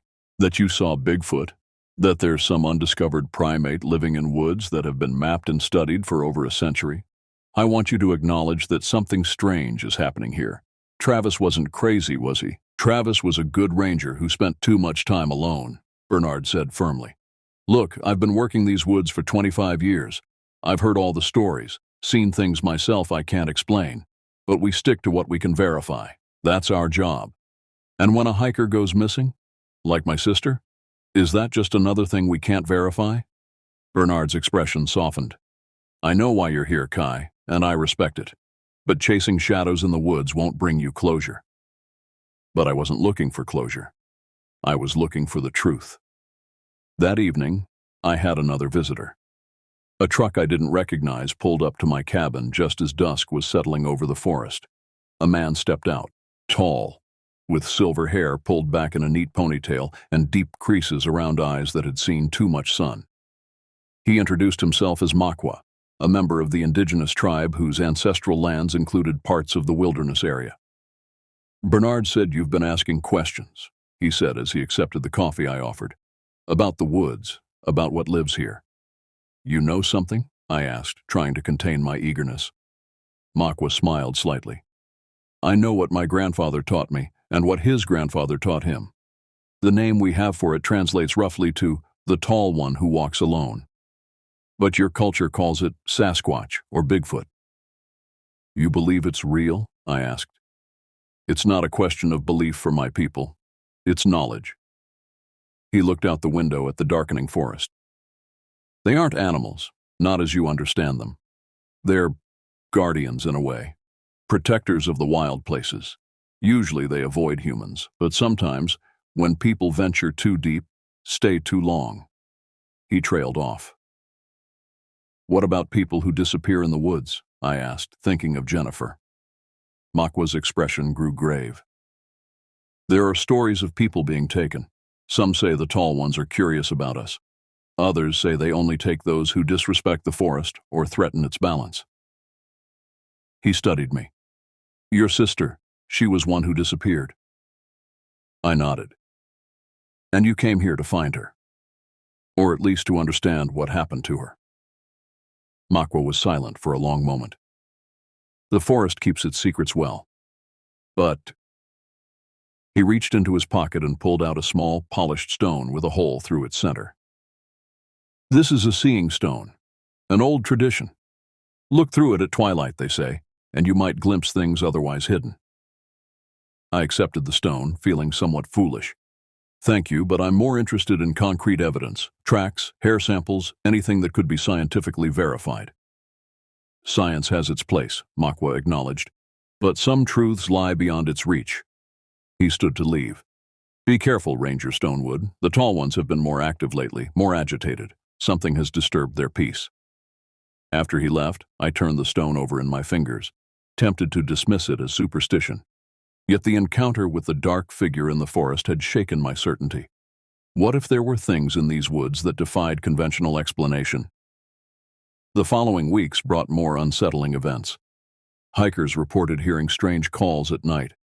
A group of campers abandoned their site after something large and upright circled their tents for hours, and I continued to find evidence around my cabin, branches broken at heights impossible for known wildlife, tufts of dark hair caught on bark that didn't match any cataloged species, and once, a clear footprint in mud near the creek. Enormous, humanoid, but with qualities no human foot possessed. I began documenting everything meticulously, collecting samples where I could. I didn't share my findings with Bernard, who I suspected would insist I stop pursuing this line of inquiry. Instead, I reached out to Lena, who seemed more open to possibilities beyond the official narrative. She arrived one evening with Jake in tow. "I brought reinforcements," she explained. "Jake has experience tracking in the Australian outback. Thought he might see something we've missed." Jake examined the footprint casts I'd made and the hair samples I'd collected. "Reminds me of what they find in Australia," he said, voice low with respect. "Different, but similar enough to be related, maybe. Different branches of the same evolutionary tree. You think there's a species of undiscovered primate living in forests around the world?" I asked. "I think there's a lot we don't know," Jake replied simply. "The world is bigger and stranger than we like to admit." Lena had been quiet, examining my wall of evidence, photos, maps marked with sighting locations, journal entries. "You're conducting a proper investigation," she observed, "not just chasing myths." "I need to know what happened to Jennifer," I said, "and I think whatever is in these woods might have the answer." "You need to be careful," she warned. "If there is something out there, something intelligent, it might not appreciate being hunted." Her words proved prophetic. That very night after they'd left, the encounters escalated. It began with the now familiar calls, closer than ever before. Then came the rocks. Small at first, then larger, thumping against the roof and walls of my cabin. I shut off all lights and watched through the window as shadows moved at the edge of the clearing, just beyond where my eyes could make out details. I fumbled for the seeing stone Makwa had given me, feeling ridiculous even as I held it to my eye. Through its hole, the darkness seemed to shift and coalesce. What had been vague shadows now appeared as distinct forms, tall, powerful figures moving with purpose at the forest's edge. I could make out limbs, torsos, even the vague suggestion of faces. Not human, but not entirely animal either. They were communicating somehow, gesturing to each other in what appeared to be a deliberate language, and they were focused entirely on my cabin, on me. I dropped the stone as if it had burned me, and the figures reverted to indistinct shadows.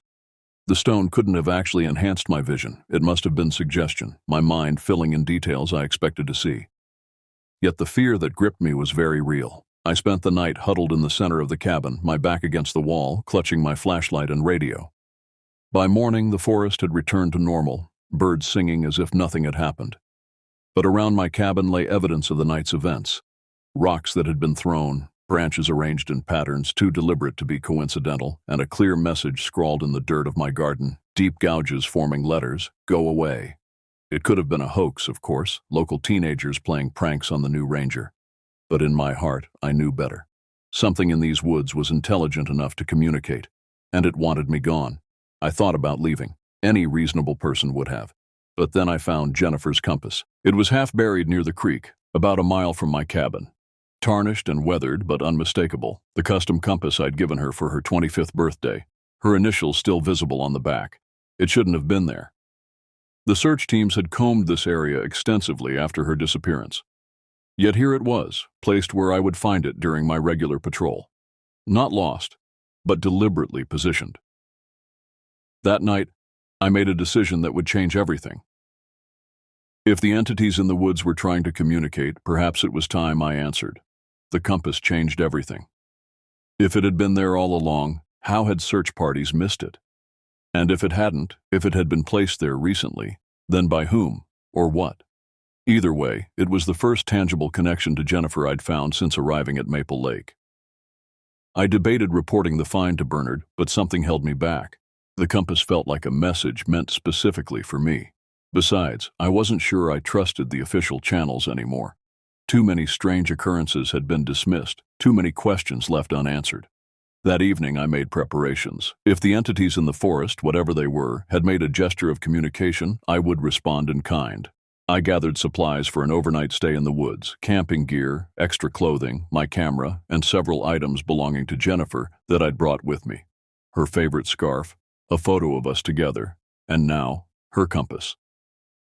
I chose a small clearing about half a mile from my cabin, visible from the trail but surrounded by dense forest. I set up a simple camp, a tent, a small fire ring, though I decided against actually lighting a fire, and a perimeter of battery-operated lanterns. Then I arranged Jennifer's belongings carefully on a flat rock like offerings. The sun began to set, painting the sky in brilliant oranges and purples before the darkness closed in. As night fell completely, I sat cross-legged near Jennifer's things, waiting. The forest grew quiet in that unnatural way I'd experienced before, the prelude to their arrival. "I know you're out there," I said aloud, my voice steady despite my racing heart. "I know you've been watching me.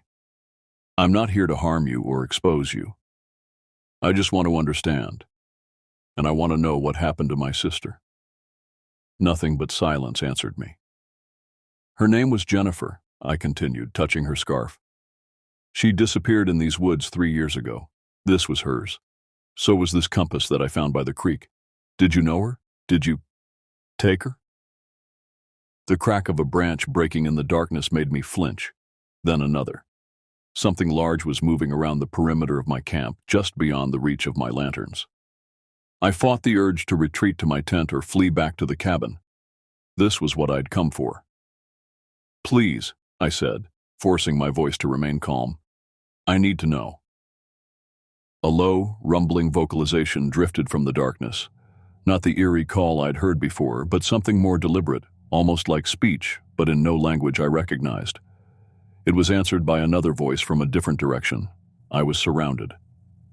Slowly, I reached for Makwa's seeing stone, which I'd brought along more out of respect for his gift than any belief in its powers.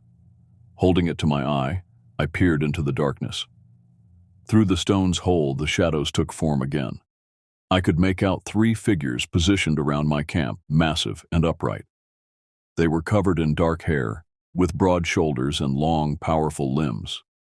Their faces were partially hidden, but I caught glimpses of deep-set eyes watching me with unmistakable intelligence. One seemed to notice my observation, tilting its head in a curious gesture. It took a deliberate step forward, then another, entering the edge of my lantern light. I lowered the stone, half expecting the figure to vanish like a mirage, but it remained, now visible even without the stone's aid. Standing at least 8 feet tall, its body covered in dark brown hair, it regarded me with eyes that reflected the lantern light. Not animal eyes. There was awareness there, calculation, perhaps even emotion. Fear kept me frozen in place as the being approached. It stopped a few yards away, then crouched down to bring itself closer to my level. A gesture of reassurance. The creature reached out one massive hand toward Jennifer's compass, hesitating as if asking permission. "It was my sister's," I managed to say.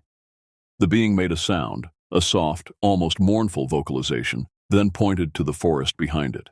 It repeated the gesture, clearly trying to communicate something. "Jennifer, do you know where she is?"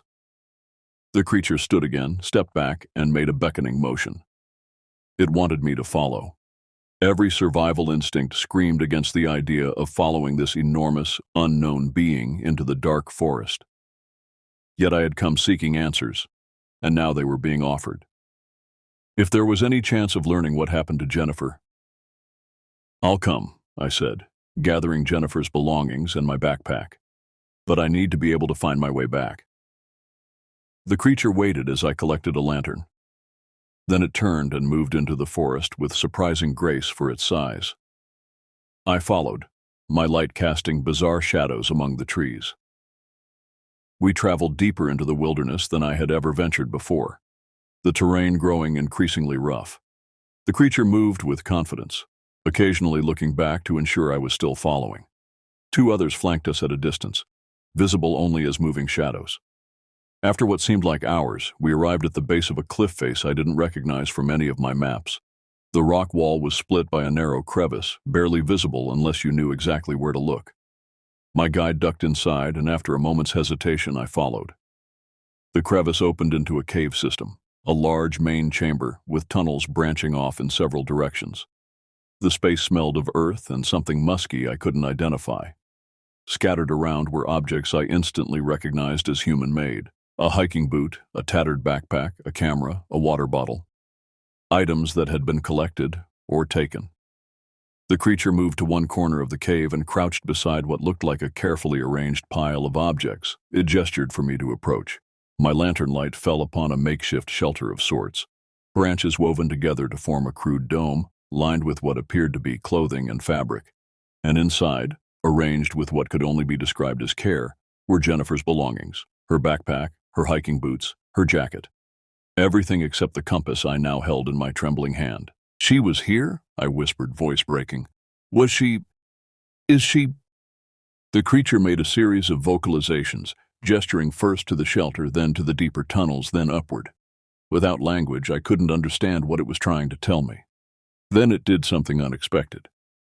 It reached out and gently took the photo I was carrying, the one of Jennifer and me together. It studied it carefully, then pointed to me in the image, then to me physically. Next, it pointed to Jennifer in the photo, then toward one of the tunnels. My heart nearly stopped. "She's alive? She's here?" The creature made another sound, softer this time, and turned toward the tunnel it had indicated. It looked back at me, clearly wanting me to follow. I should have been terrified. I should have been looking for an escape. Instead, I followed, hope and dread warring within me as we moved deeper into the earth. The tunnel widened into another chamber, this one illuminated by a shaft of moonlight from a small opening in the ceiling, and there, huddled against the far wall, was a human figure. "Jennifer," I called, my voice echoing. The figure stirred, lifting its head. Long, matted hair fell away from a face I hadn't seen in 3 years, thinner now, weathered, but unmistakably my sister's.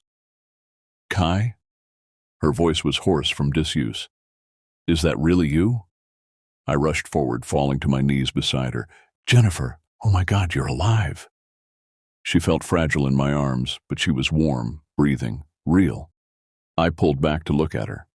She was dressed in a strange assortment of clothing, some her own, some clearly salvaged from other sources. Her once short hair now reached past her shoulders, and her skin was deeply tanned. But her eyes, they were different, wider somehow, more alert, with an almost feral quality.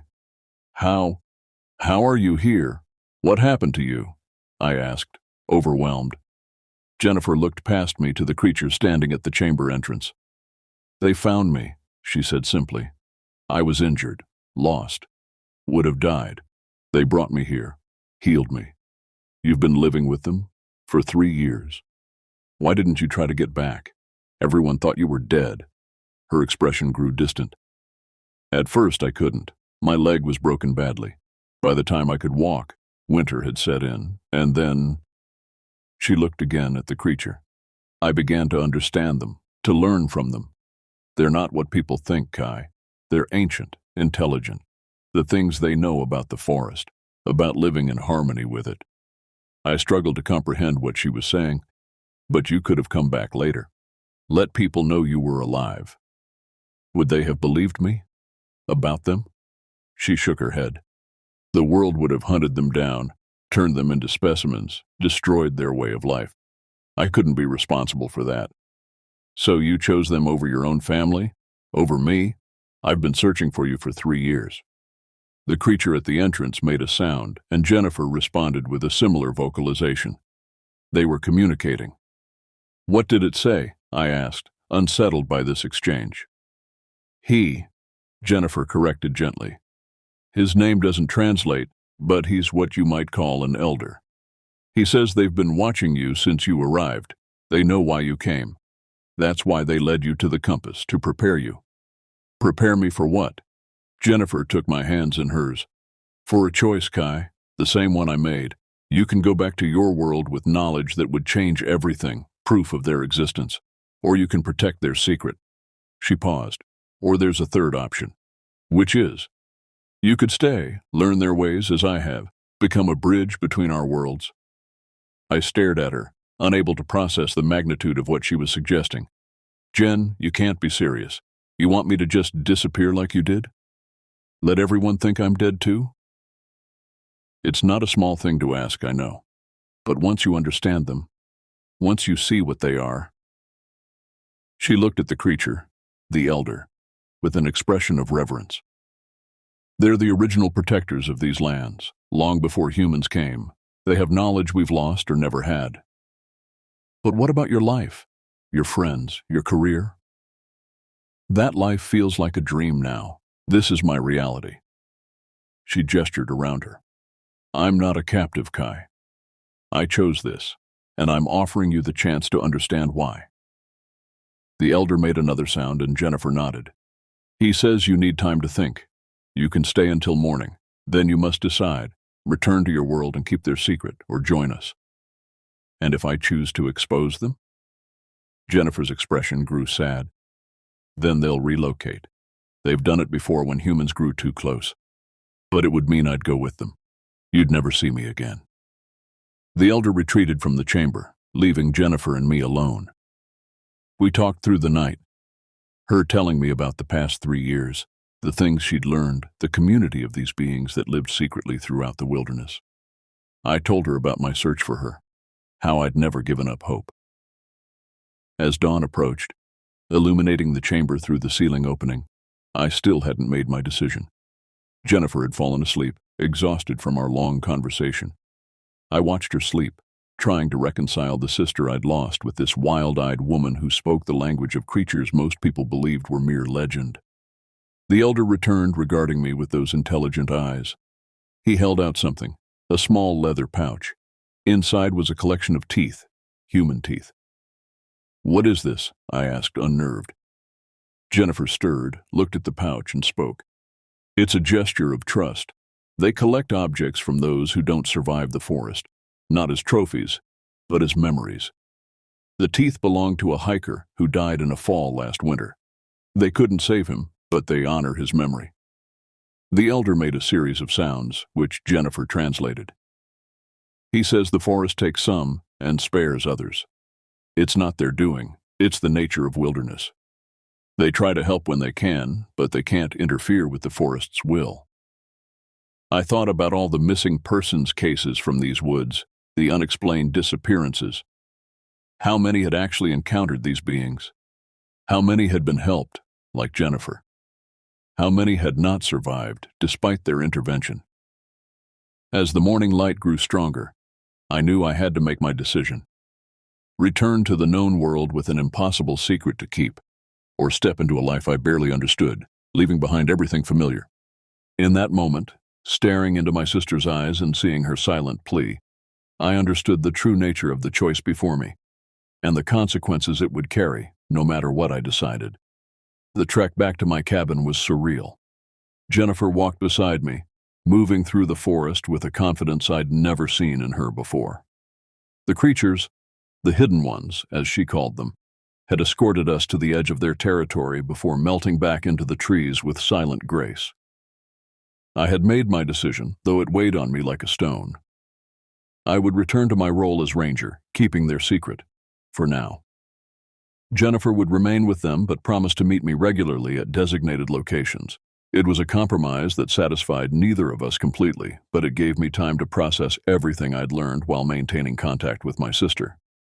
They've been here for thousands of years, Jennifer explained as we navigated a steep slope. Long before humans settled these lands, the local indigenous people knew of them, respected them, kept their distance. And no one's ever captured proof in all that time? I asked skeptically. Think about it, Kai. How many Bigfoot photos and videos exist? Hundreds, maybe thousands. But they're always dismissed as hoaxes or misidentifications. The hidden ones understand cameras, phones.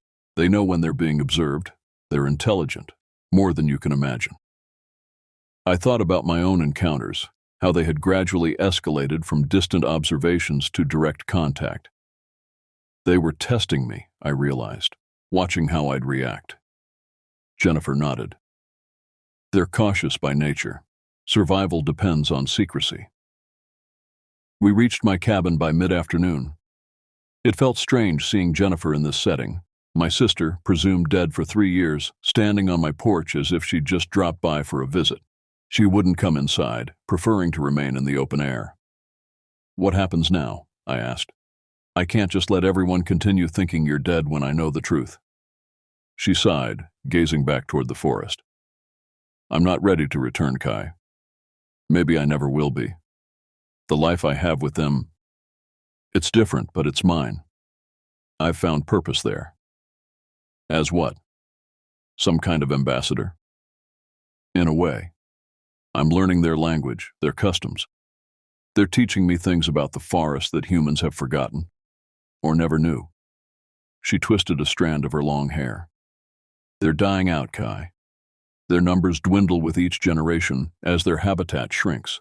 They need advocates who understand both worlds. The implications of what she was describing were enormous. An intelligent, non-human species living secretly alongside us, with their own culture, language, and knowledge. If confirmed, it would rewrite our understanding of evolution, of human uniqueness, of our place in the natural world. Yet I also understood the dangers such knowledge would bring. Exploitation, capture, scientific dissection, habitat destruction. Humans didn't have the best track record when it came to encountering new species. I'll keep your secret, I promised. For now. But we need a way to communicate, to meet regularly. I need to know you're safe. Jennifer agreed. She would leave markers, specific arrangements of sticks and stones, to signal when and where we could meet. Our meetings would have to be infrequent and carefully planned to avoid detection by other rangers or hikers. As she prepared to leave, she handed me something, a necklace made of leather cords strung with smooth river stones and what looked like carved wood. Wear this, she said. It marks you as a friend. They'll be watching you, but they won't interfere with your work as long as you respect their boundaries. I put it on, feeling the weight of the stones against my chest. Which boundaries? You'll know, she said cryptically. They'll show you. With that, she embraced me one last time and disappeared into the forest with a speed and agility that spoke of her years living wild. I watched until she vanished completely, then went inside my cabin, trying to process everything that had happened. That evening, I sat on my porch watching the sunset, the necklace Jennifer had given me hanging around my neck. My world had been turned upside down, yet everything around me looked the same. The trees still swayed in the breeze, birds still called to each other, the sun still set in a blaze of color. But now I knew what watched from those woods, and the knowledge changed everything. My radio crackled to life, startling me. Ranger Stonewood, come in. This is Bernard. Over. I composed myself before responding. This is Stonewood. Go ahead. Over. Just checking in. Haven't heard from you in a couple days. Everything all right out there? Over. I hesitated. What could I possibly say? That my sister, missing and presumed dead for 3 years, had been living with a community of Bigfoot? That I'd been to their dwelling and back? All good, I replied instead. Been exploring some of the more remote trails. Signal spotty out there. Over. Roger that. Listen, we've got some university researchers coming in next week. Wildlife biologists studying predator populations. They'll be setting up camera traps in your sector. Just giving you a heads up. Over. Camera traps. In the territory of creatures desperately avoiding detection. My stomach dropped. Understood. Which areas specifically? Over. They're interested in the ridge above Maple Lake and the valley to the north. You'll need to help them access those areas. They've got permits for a 2-week study. Over.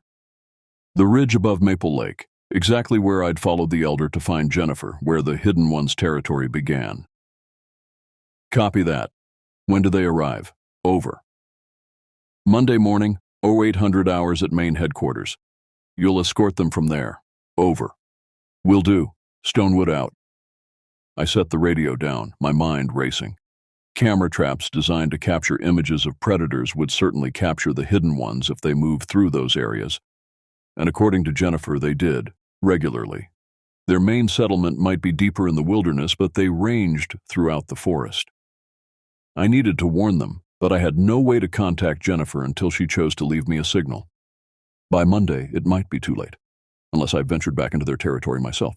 The decision made, I gathered supplies for an overnight journey and set out immediately. The sun was already low, giving me perhaps an hour of daylight to cover as much ground as possible before darkness fell. I followed the route the elder had shown me, moving as quickly as I dared through increasingly unfamiliar terrain. Darkness caught me still a mile or more from where I estimated the cave system to be. I pressed on using my flashlight, aware that I was likely being observed already. I touched the necklace Jennifer had given me, hoping it would indeed mark me as a friend and not an intruder. A sound stopped me in my tracks, the snap of a branch, deliberate and close. My flashlight beam caught movement to my right. One of the hidden ones stood there watching me. Not the elder, but a younger individual, more slender in build. "I need to speak with my sister," I said clearly, unsure if this being understood English. "It's important. Urgent." The creature regarded me for a long moment, then made a gesture, arm extended, palm down, moving slowly toward the ground. "Wait. Stay." It disappeared into the darkness. I remained where I was, heart pounding. 20 minutes passed before I heard movement again, this time 2 sets of footsteps approaching. My flashlight revealed Jennifer, accompanied by the younger hidden one. "Kai? What are you doing here?" Her eyes were wide with concern. "Camera traps," I explained quickly. "Researchers are coming Monday to set them up all through this area. Wildlife study." Jennifer's expression darkened. She turned to her companion and made a series of vocalizations. The creature responded, its tone urgent. A rapid exchange followed. "This is bad," Jennifer said finally. "Very bad. They're in the middle of their migration to summer grounds. The entire community will be moving through those exact areas over the next week. Can they reroute? Take a different path?" She shook her head. "Not easily. The paths they follow are ancient, chosen for specific reasons: food sources, water, safe passage. Changing now with young ones and elders. It would be dangerous." "Then the cameras have to go," I said firmly. "Or at least be placed elsewhere." "How?" "You can't just tell them to move their research." I thought quickly. "Maybe not, but I can influence where they place the cameras. I'm their guide, after all. I could lead them to areas away from the migration routes." Jennifer translated this to the hidden one, who made a sound that seemed skeptical. "He says it's too risky. If even one camera captures clear evidence." "I know," I said. "But the alternative is to let them set up cameras exactly where your friends will be most exposed. At least my way, we have some control." The hidden one made another series of sounds, these more emphatic. "What did he say?" I asked. "He suggests sabotage, disabling the cameras after they're set up." I shook my head firmly. "No. That would raise suspicions immediately. They'd just replace them and start looking for who tampered with them. It would make things worse." More discussion followed, with Jennifer acting as translator. Finally, a compromise emerged. I would guide the researchers as planned, but subtly direct them away from the most critical migration paths. Meanwhile, the hidden ones would accelerate their movement, trying to get the most vulnerable members of their community through the highest risk areas before the cameras were operational. "I'll do everything I can," I promised. "But they need to be extremely cautious. These cameras have motion sensors and night vision." Jennifer nodded. "They understand technology better than you might think. They've been watching humans for generations." The hidden one approached me, stopping just a few feet away. In the beam of my flashlight, I could see details I'd missed before. The intelligence in those deep-set eyes, the subtle expressions that crossed its face. It reached out slowly and touched the necklace Jennifer had given me, then made a sound that seemed almost solemn. "A blessing," Jennifer translated, "and a request for protection." I nodded, meeting its gaze directly. "I'll protect them," I said, meaning it. On my return journey, Jennifer accompanied me part way, giving me more information about the hidden one's migration routes to help me plan where to divert the researchers. As we walked, I asked the question that had been burning in my mind since finding her. "Are you happy there, Jen?" Truly? She was silent for several steps before answering. Happy isn't quite the right word. Fulfilled, maybe. I'm part of something ancient and profound. I'm learning things humans have forgotten about, living in balance with the natural world. And I'm needed. They need someone who understands both worlds. But don't you miss anything? Hot showers, coffee, movies? She laughed softly. Sometimes. Chocolate, definitely. But the trade-offs. She gestured to the forest around us, bathed in moonlight. What I've gained is worth more than what I've lost. We reached the point where she would turn back. Be careful with these researchers, Kai. Some people can't handle having their worldview challenged. If they learn the truth, I'll be careful, I assured her. We'll get through this. But as I made my way back to my cabin alone, I couldn't shake a growing sense of foreboding. The hidden ones had remained undiscovered for centuries by being cautious, avoiding human contact, retreating when encroachment became too great. Now their security depended on me. A ranger who had sworn to uphold scientific research in the wilderness, I was tasked with protecting. The coming days would force me to choose between my duty as a ranger and my promise to my sister, with consequences I couldn't begin to predict. Monday morning arrived with a heavy mist shrouding the forest.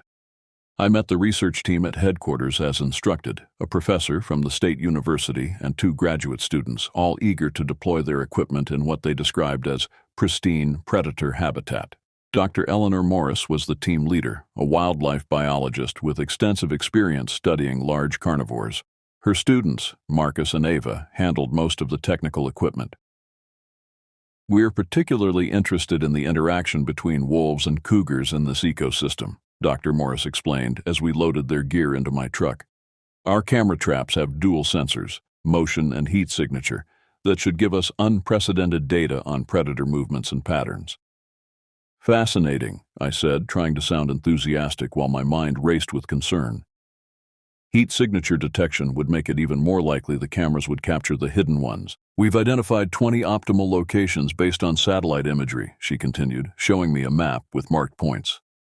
My heart sank as I recognized several spots along the exact migration routes Jennifer had described. I've been patrolling these areas for months, I said, feigning expertise. If you're looking for predator activity, some of these locations might not be ideal. I could suggest alternatives based on what I've observed. Dr. Morris frowned slightly. Our site selection is based on scientific modeling, game trails, water sources, terrain features that channel animal movement. Of course, I nodded. But local knowledge can supplement those models. For instance, I pointed to several marks on her map.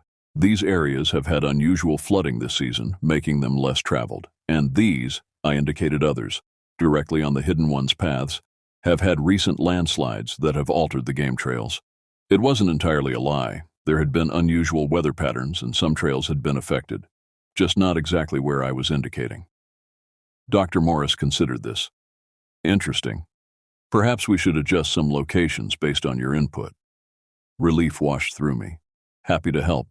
I want your research to succeed.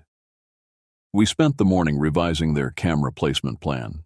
I managed to shift several critical locations away from the migration routes, though a few remained problematically close. By afternoon, we began the actual deployment, starting with the furthest sites and working our way back toward headquarters. At each location, Marcus and Ava set up the sophisticated camera traps, camouflaged boxes containing high-resolution cameras with motion and heat sensors, solar-powered batteries, and wireless transmission capabilities that would send images to their base station whenever triggered. These can detect a field mouse at 50 yards, Marcus said proudly as he calibrated one unit. If it moves and has a heat signature, we'll catch it. I watched them work, anxiety building.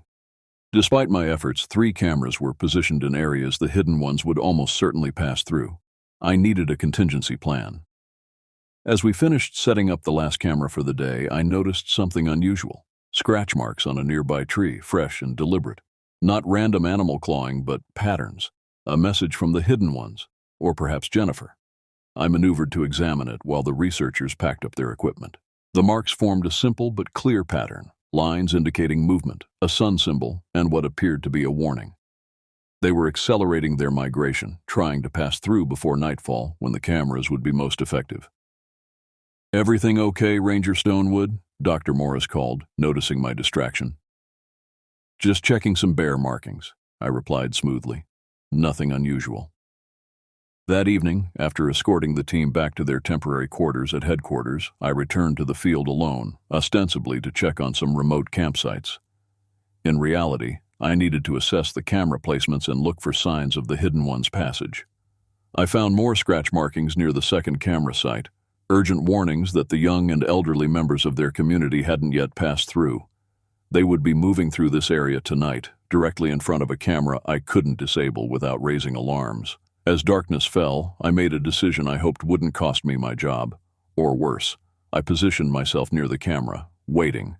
If the Hidden Ones came through, I would need to obscure the camera's view somehow without obviously tampering with it. Hours passed. The forest grew quiet except for the occasional hoot of an owl or rustle of nocturnal creatures. Then, around midnight, the silence deepened in that now familiar way that signaled their approach. I tensed, watching the trail. The first shadowy figure appeared, smaller than the adults I'd seen, moving with a slightly awkward gait. A child. Behind it came others, 5, then 10, then more, moving in a silent procession. Elders, from their slower movements, and mothers with young ones. The most vulnerable members of the community. They hadn't seen the camera, concealed as it was in the undergrowth. Any moment now they would pass directly in front of its sensors. I had seconds to decide. Moving as quietly as possible, I approached the camera from behind and accidentally bumped into it, knocking it slightly askew without disabling it. Then I stepped into its field of view, my flashlight blazing. "Hello there," I called loudly into the darkness, waving my light. "Anyone camping in this area? This is Ranger Stonewood doing a night check." The Hidden Ones froze momentarily, then melted back into the forest with remarkable speed and silence. I continued my charade for several minutes, making enough noise to ensure they had time to detour around the camera's range. The camera had certainly captured images of me conducting what would appear to be a routine patrol. It had missed the procession of cryptids by mere seconds. I repeated this performance at the other critical camera locations over the next 2 nights, finding ways to appear in front of the cameras at strategic times, creating distractions and noise that would warn the Hidden Ones of the camera's positions. It was exhausting and risky. Sooner or later, Dr. Morris would wonder why I kept appearing in their footage at odd hours. On the 4th day, as I helped the research team check their initial data, my fears were realized. "That's strange," Dr. Morris said, reviewing the footage on her laptop. "You seem to show up at nearly the same time each night at these 3 camera locations." I forced a casual shrug. "Just my patrol route. I like to be methodical." She gave me a searching look. "Every night? At midnight?" "The nocturnal predators are most active then. Best time to observe them." I tried to sound confident, professional. She turned back to her laptop. "Well, we're getting plenty of deer and small mammal activity, but no large predators yet. Unusual for an area reported to have healthy wolf and cougar populations." "Give it time," I suggested. "They're cautious creatures." Marcus, who had been reviewing footage from one of the cameras I hadn't been able to reach the previous night, suddenly sat up straight. "Dr. Morris, you need to see this." My stomach clenched as he turned his laptop toward her. On the screen was a nighttime image, grainy but distinctive, a tall, upright figure moving at the edge of the camera's range. Not clearly defined, but definitely not a bear or known wildlife. "What is that?" Dr. Morris asked, leaning forward. "I don't know," Marcus said, excitement creeping into his voice.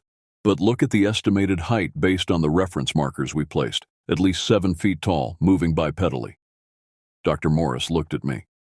"Any large upright animals in these woods I should know about, Ranger?"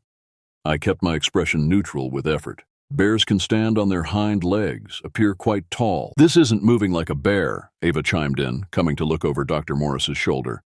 "The gait is all wrong. And look at the proportions. Those are incredibly long arms." "Probably just a trick of the shadows," I suggested. "Infrared imagery can distort." Dr. Morris wasn't convinced. "We should set up additional cameras in this area. If there's an unidentified species." "That's not necessary," I said quickly. Too quickly. "I mean, your study is focused on wolves and cougars. This is likely nothing. Nothing? She raised an eyebrow. Ranger Stonewood, if there's an unidentified large mammal in these woods, that's potentially groundbreaking. As a scientist, I can't just ignore this. Of course, I backpedaled.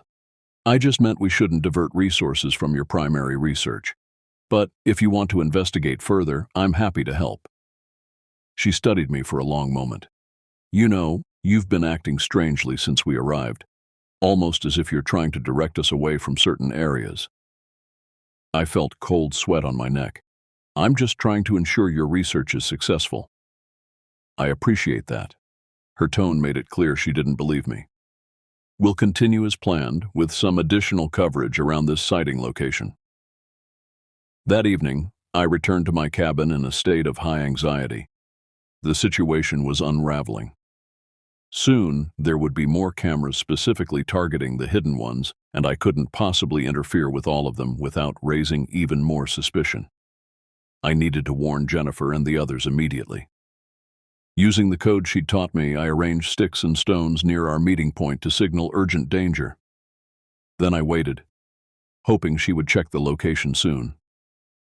2 agonizing days passed before Jennifer appeared at my cabin under cover of darkness. They got an image, I told her without preamble. Not clear, but enough to make them curious. They're setting up more cameras specifically to look for your friends. Jennifer's face paled. This is what we've always feared. Once they have evidence, we need to do something quickly. They're expanding the camera network tomorrow. There's only one solution now, she said grimly. The community must leave this territory, immediately. Leave? But you said this was their ancestral land, that they've been here for generations. They've had to relocate before when humans drew too close. It's why they've survived this long. Her eyes were sad but resolute. The elders are already preparing. They've sensed this coming. Where will they go? There are other territories, more remote. Places they've used in times of danger before. She touched my arm. But Kai, I need your help for the transition. It's dangerous for them to move en masse, especially the young and old. What can I do? Create a distraction, something that will keep the researchers focused elsewhere for the next 48 hours. That's how long they need to disappear completely, I thought frantically. A wildfire would do it, but I can't risk that. Too dangerous, too many variables. What about a wildlife emergency? Something that would require all attention but wouldn't cause permanent harm? An idea formed. There's a remote camera station on the eastern boundary. If it detected a large predator, say a cougar, near popular hiking trails, protocols would require immediate attention. All research activities would be paused until the threat was assessed and hikers warned. Could you make that happen? I nodded slowly. I could report tracks and sightings. With my credentials, they'd have to respond. It would buy some time, maybe not 48 hours, but at least a day. It might be enough, Jennifer said. I'll tell the elders. They'll accelerate the relocation. As she turned to leave, I caught her arm. Jen, wait. If they leave, if they go somewhere more remote. I'm going with them, she said softly, confirming what I'd already known. I have to, Kai. They need me now more than ever. Will I ever see you again? Her eyes shimmered with tears. I don't know. Maybe, someday, when it's safe. I'll find a way to leave messages for you, places only you would know to look. I pulled her into a tight embrace, the reality hitting me that I might be losing my sister for a second time. Be safe. You too. What you're doing. The risks you're taking for them, for me. You're my sister, I said simply. And they're now part of what makes you who you are. I couldn't do anything else. After she left, I prepared for what would amount to a deliberate deception of my colleagues and superiors, falsifying reports of a predator threat to create a diversion. It could cost me my job, possibly even lead to criminal charges if discovered. But weighed against the exposure of the hidden ones, it seemed a small price to pay. The next morning, I put my plan into action, reporting clear evidence of a cougar frequenting the popular summit trail. I even planted convincing tracks using a cast I found in the ranger station's educational materials. As expected, Bernard immediately initiated emergency protocols, reassigning all available personnel to secure the area and warn hikers. "Dr. Morris, I'm afraid your research will have to be suspended temporarily," Bernard informed her.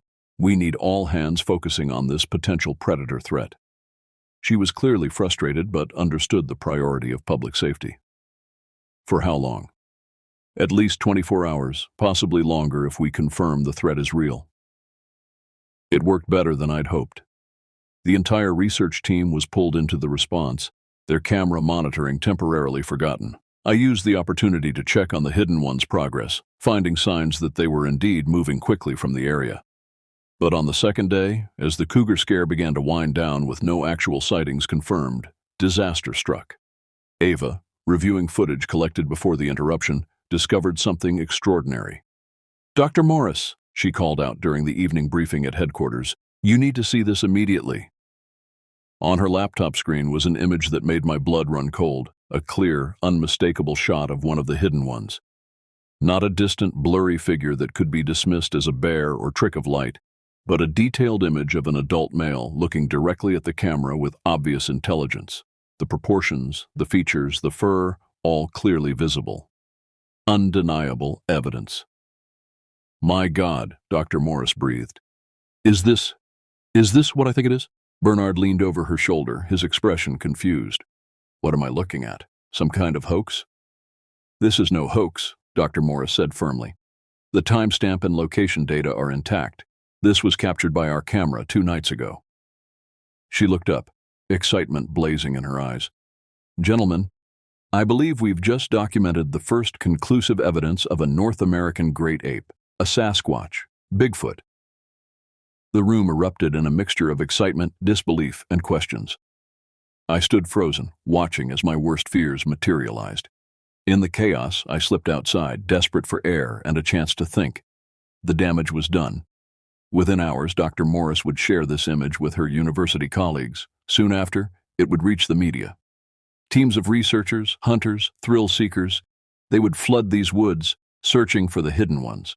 Even if Jennifer and the community managed to escape this territory, the hunt would spread. Their secret, preserved for millennia, was about to be exposed. Unless I could still find a way to stop it. I returned to the meeting room with a desperate plan forming. Dr. Morris was already on her satellite phone, excitedly describing the discovery to a colleague. Bernard looked shocked, unsure whether to believe what he was seeing. "Dr. Morris," I interrupted, "before you share that image more widely, I need to speak with you. Privately." She hesitated, then excused herself from her call. "What is it, Ranger Stonewood?" "I'm rather busy at the moment, as you can imagine." I led her to a quiet corner of the building. "That image. I need to tell you something about it." "Oh?" Her excitement was tempered with sudden wariness. "What about it?" "It's not real," I said flatly. "I faked it." "Excuse me?" Her eyes widened. "I created a costume, had a friend wear it. We staged the image as a prank on your team. I never imagined you'd actually believe it was real." The lies felt bitter on my tongue. "I'm incredibly sorry. It was unprofessional and stupid." Dr. Morris stared at me in disbelief. "That's impossible. The heat signature, the proportions, no costume could fool our equipment so completely." "Advanced materials," I improvised. "My friend works in special effects. The suit has heating elements to simulate body temperature. Please, Dr. Morris, if this gets out, when the hoax is inevitably discovered, your reputation will be damaged. The university's reputation. It's better to end this now." Her expression hardened. "Show me the costume then. Prove what you're saying." "I can't. My friend took it when he left. But I can show you where we staged the photo. You'll see the tracks where we set everything up." She studied me for a long moment, her scientific skepticism clearly at war with the enormity of what I was suggesting. "Why would you do this? Risk your career for a childish prank?" I looked down, feigning shame. "It was stupid. I was frustrated with how the research was disrupting my routines, the wildlife. I never thought it would go this far." "I don't believe you," she said finally. "The image analysis shows no signs of fakery. And your behavior throughout our time here, the strange patrols, redirecting our camera placements, It all makes sense now. You weren't playing a prank.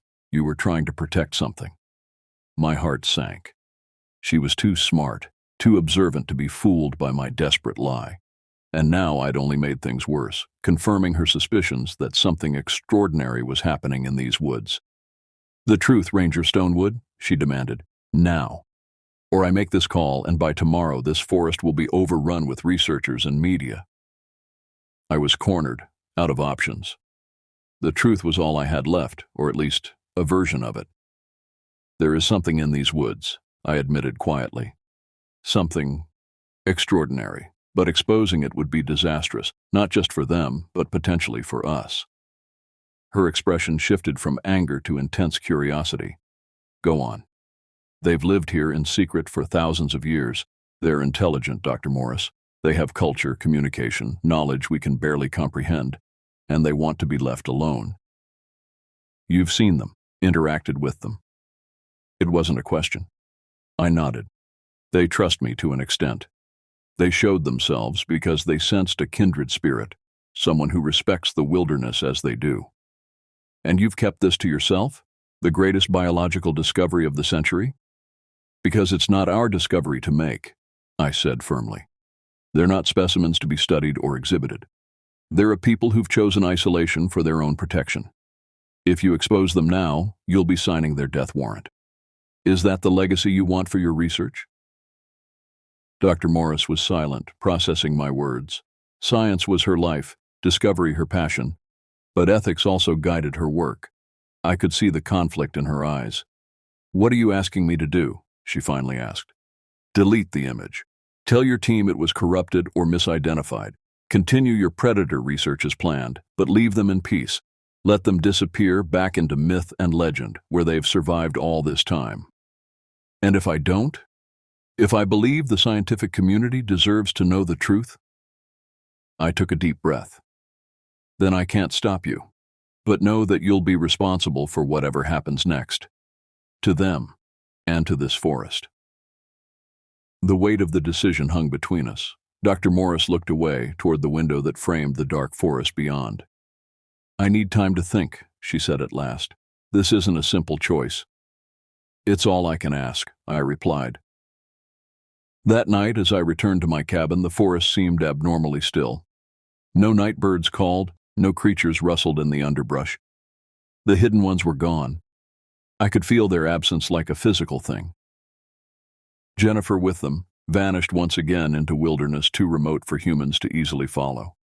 I sat on my porch until dawn, waiting for a sign, a call, anything that might indicate their presence lingered. But there was only silence. As the first light broke over the eastern mountains, I heard a vehicle approaching. Dr. Morris's Jeep appeared on the access road, coming to a stop in front of my cabin. She got out, looking as though she hadn't slept either. "I've made my decision," she said without preamble. I stood, bracing myself for whatever came next, the end of my career or perhaps the beginning of a new understanding between humans and the hidden ones. The future of two worlds hung in the balance, waiting for her next words. "The forest has a way of calling to you when you've been away too long. It sends whispers through the leaves, carriers of memories, reminders of a simpler existence. That's what I told myself when I applied for the ranger position at Whispering Pines National Park, that it was the forest calling me home. What I didn't realize was that sometimes, when the forest calls, something else might be listening. My name is Riverstone.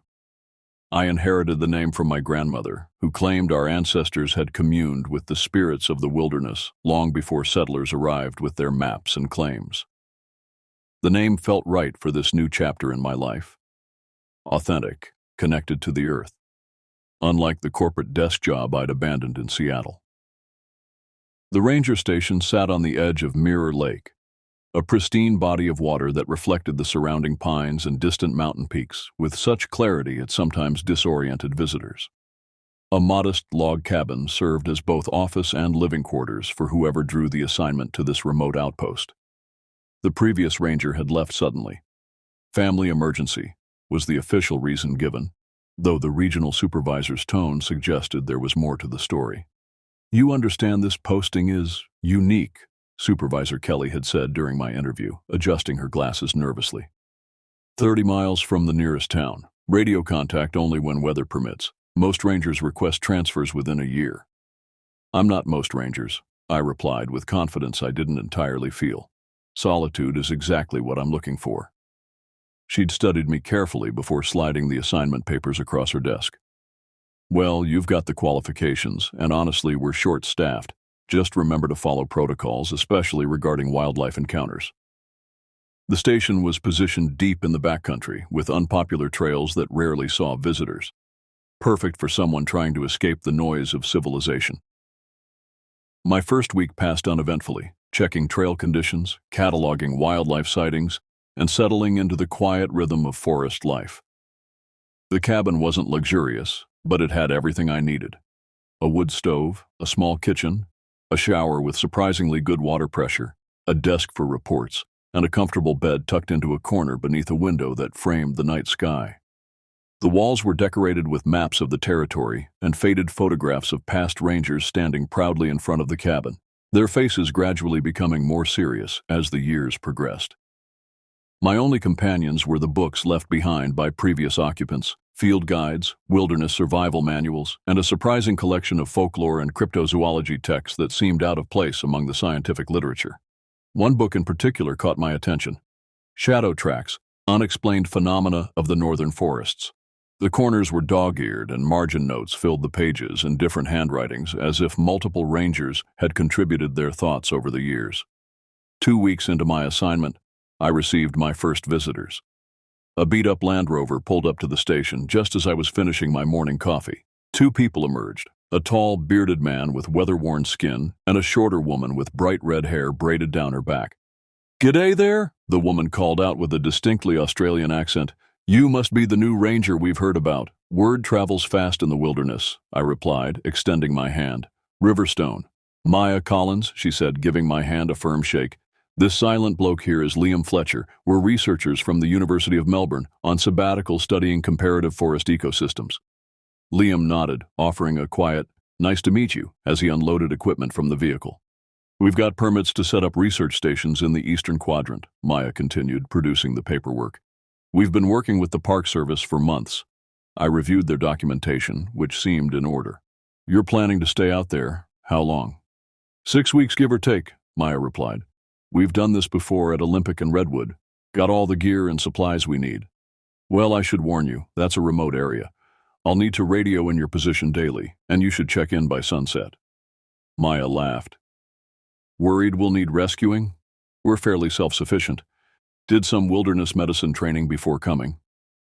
I wasn't amused. Protocol exists for a reason. This park has its challenges.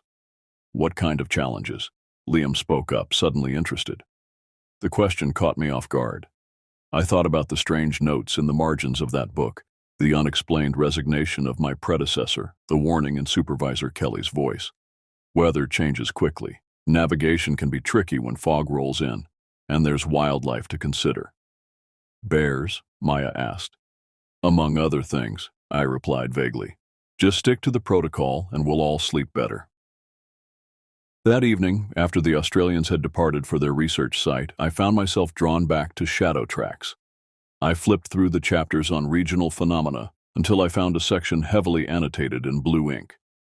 The indigenous peoples of the Pacific Northwest spoke of a creature that walked between worlds, neither man nor beast, but something ancient that claimed the deepest forests as its territory. Early settlers dismissed these tales as superstition. Yet reports persist of encounters with an entity that stands upright like a man, but moves with the stealth of a predator. A handwritten note in the margin simply read, "I heard it last night, 3 knocks, always 3. I closed the book and glanced out the window. The sun had set, casting the forest in deep shadow. For the first time since arriving, I felt a chill that had nothing to do with the temperature. I made sure the doors were locked before turning in that night. The dream came without warning. I stood at the edge of Mirror Lake under a moonless sky. The water was black glass, reflecting nothing. From across the lake came a sound I'd never heard before, not quite animal, not quite human, a sustained vocalization that seemed to vibrate through my bones. In the dream, I knew I should run, but my feet remained rooted as a massive silhouette emerged from the tree line opposite my position. I woke with a gasp, sheets damp with sweat. The bedside clock read 3:17 a.m. Outside, an owl called once, then fell silent.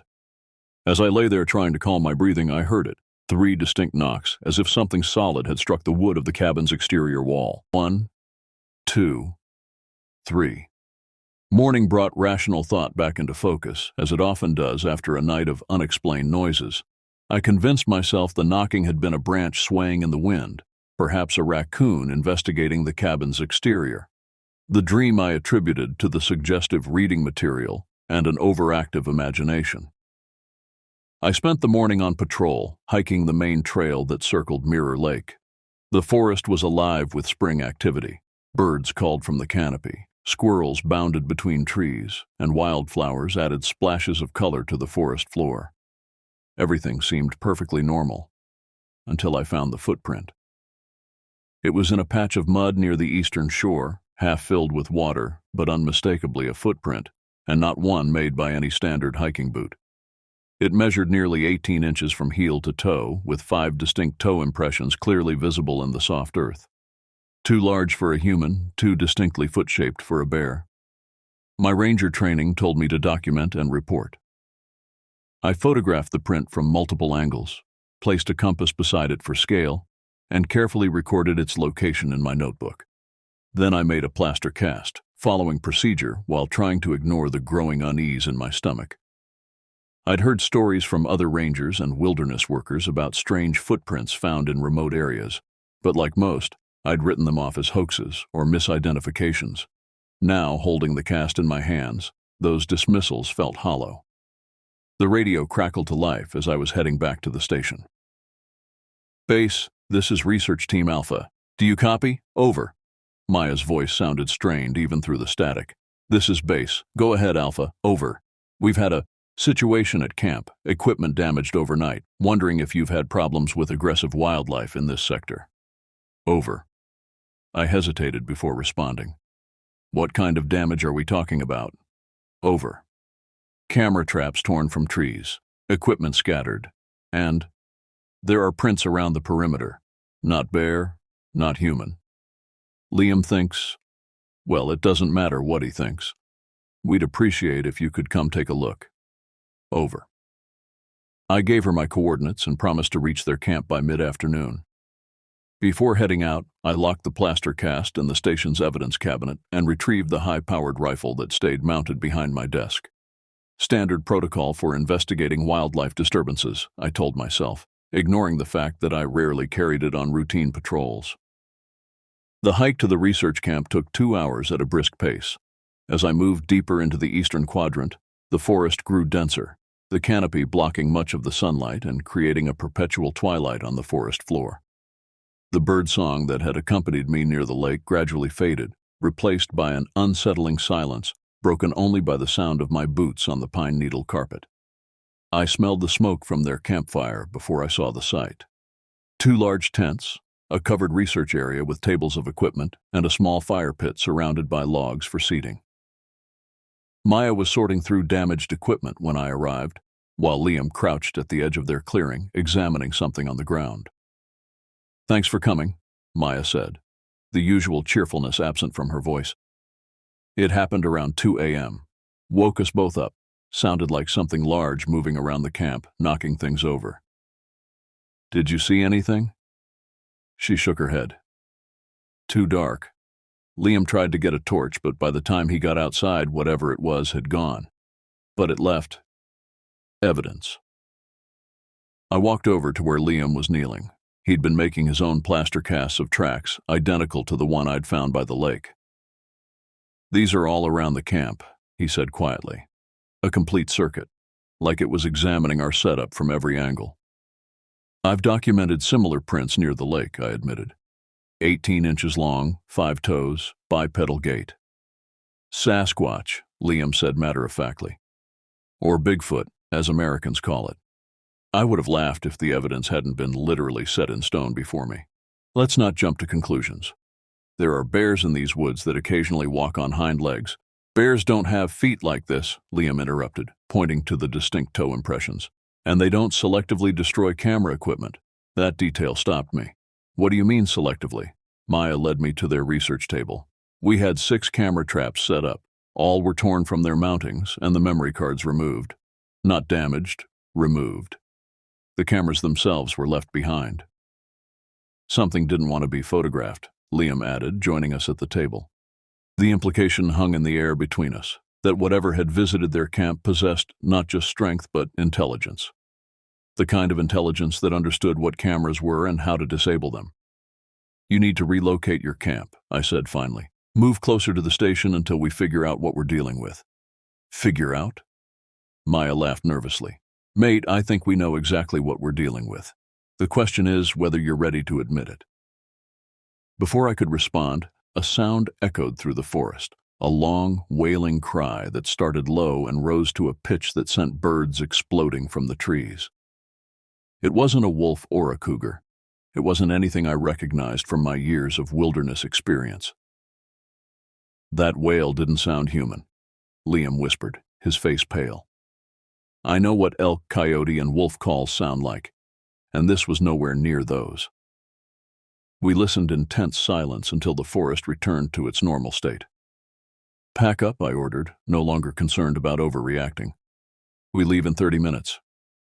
As they gathered their essential equipment, I radioed the regional office, hoping to reach Supervisor Kelly. Instead, I got Jenkins, the weekend dispatcher.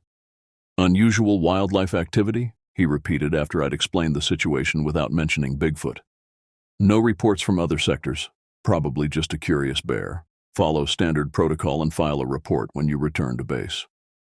I think we need additional personnel, I pressed, at least until we identify what we're dealing with. No can-do, Stone. We're stretched thin with the wildfires up north. You'll have to handle it yourself until Kelly's back on Monday. I signed off, feeling increasingly isolated. With Maya and Liam in tow, I started back toward the station, unable to shake the sensation that we were being watched from the shadow of the trees. The journey back took longer, burdened as we were with equipment. Dusk was approaching by the time the lake came into view, its surface painted orange and gold by the setting sun. The beauty of it provided momentary relief from the tension that had built throughout the day. That relief was short-lived.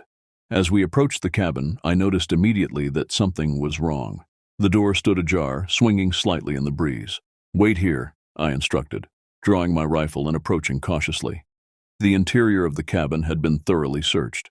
Drawers hung open, items scattered across the floor. My desk had been cleared, papers strewn everywhere. But most disturbing of all, the evidence cabinet had been pried open and the plaster cast I'd made that morning was gone. Someone broke in and took the cast.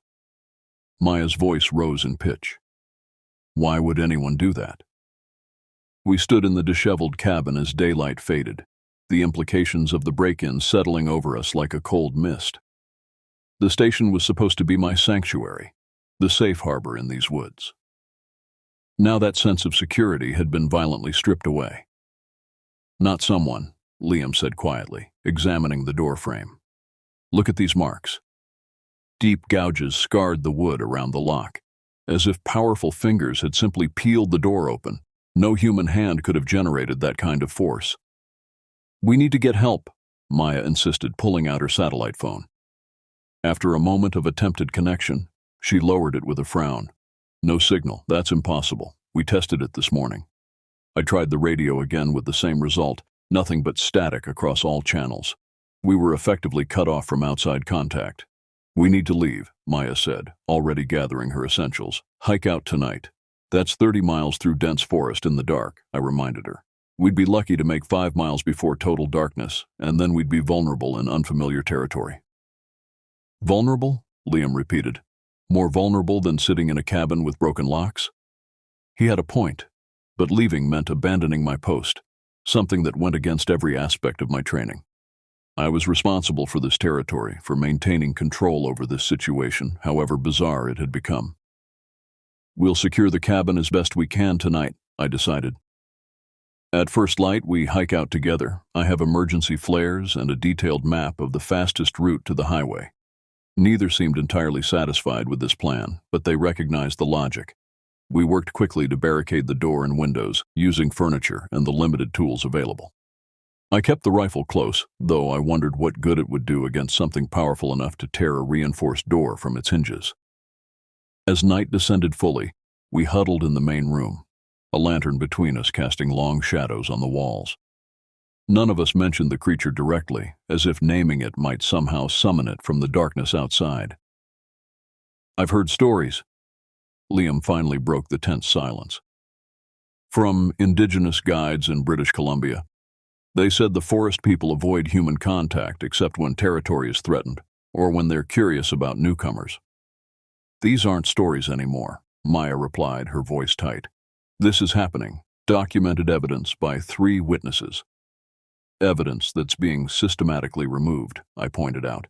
"The memory cards, the plaster cast. It's intelligent enough to understand what could prove its existence." "Or someone else is removing the evidence," Liam suggested. "Someone who doesn't want the creature documented."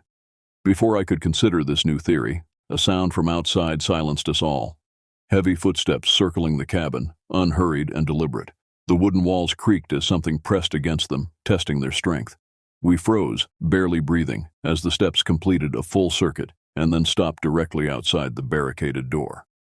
The silence that followed was somehow worse than the footsteps. The waiting, knowing something was there, listening, perhaps even smelling our fear.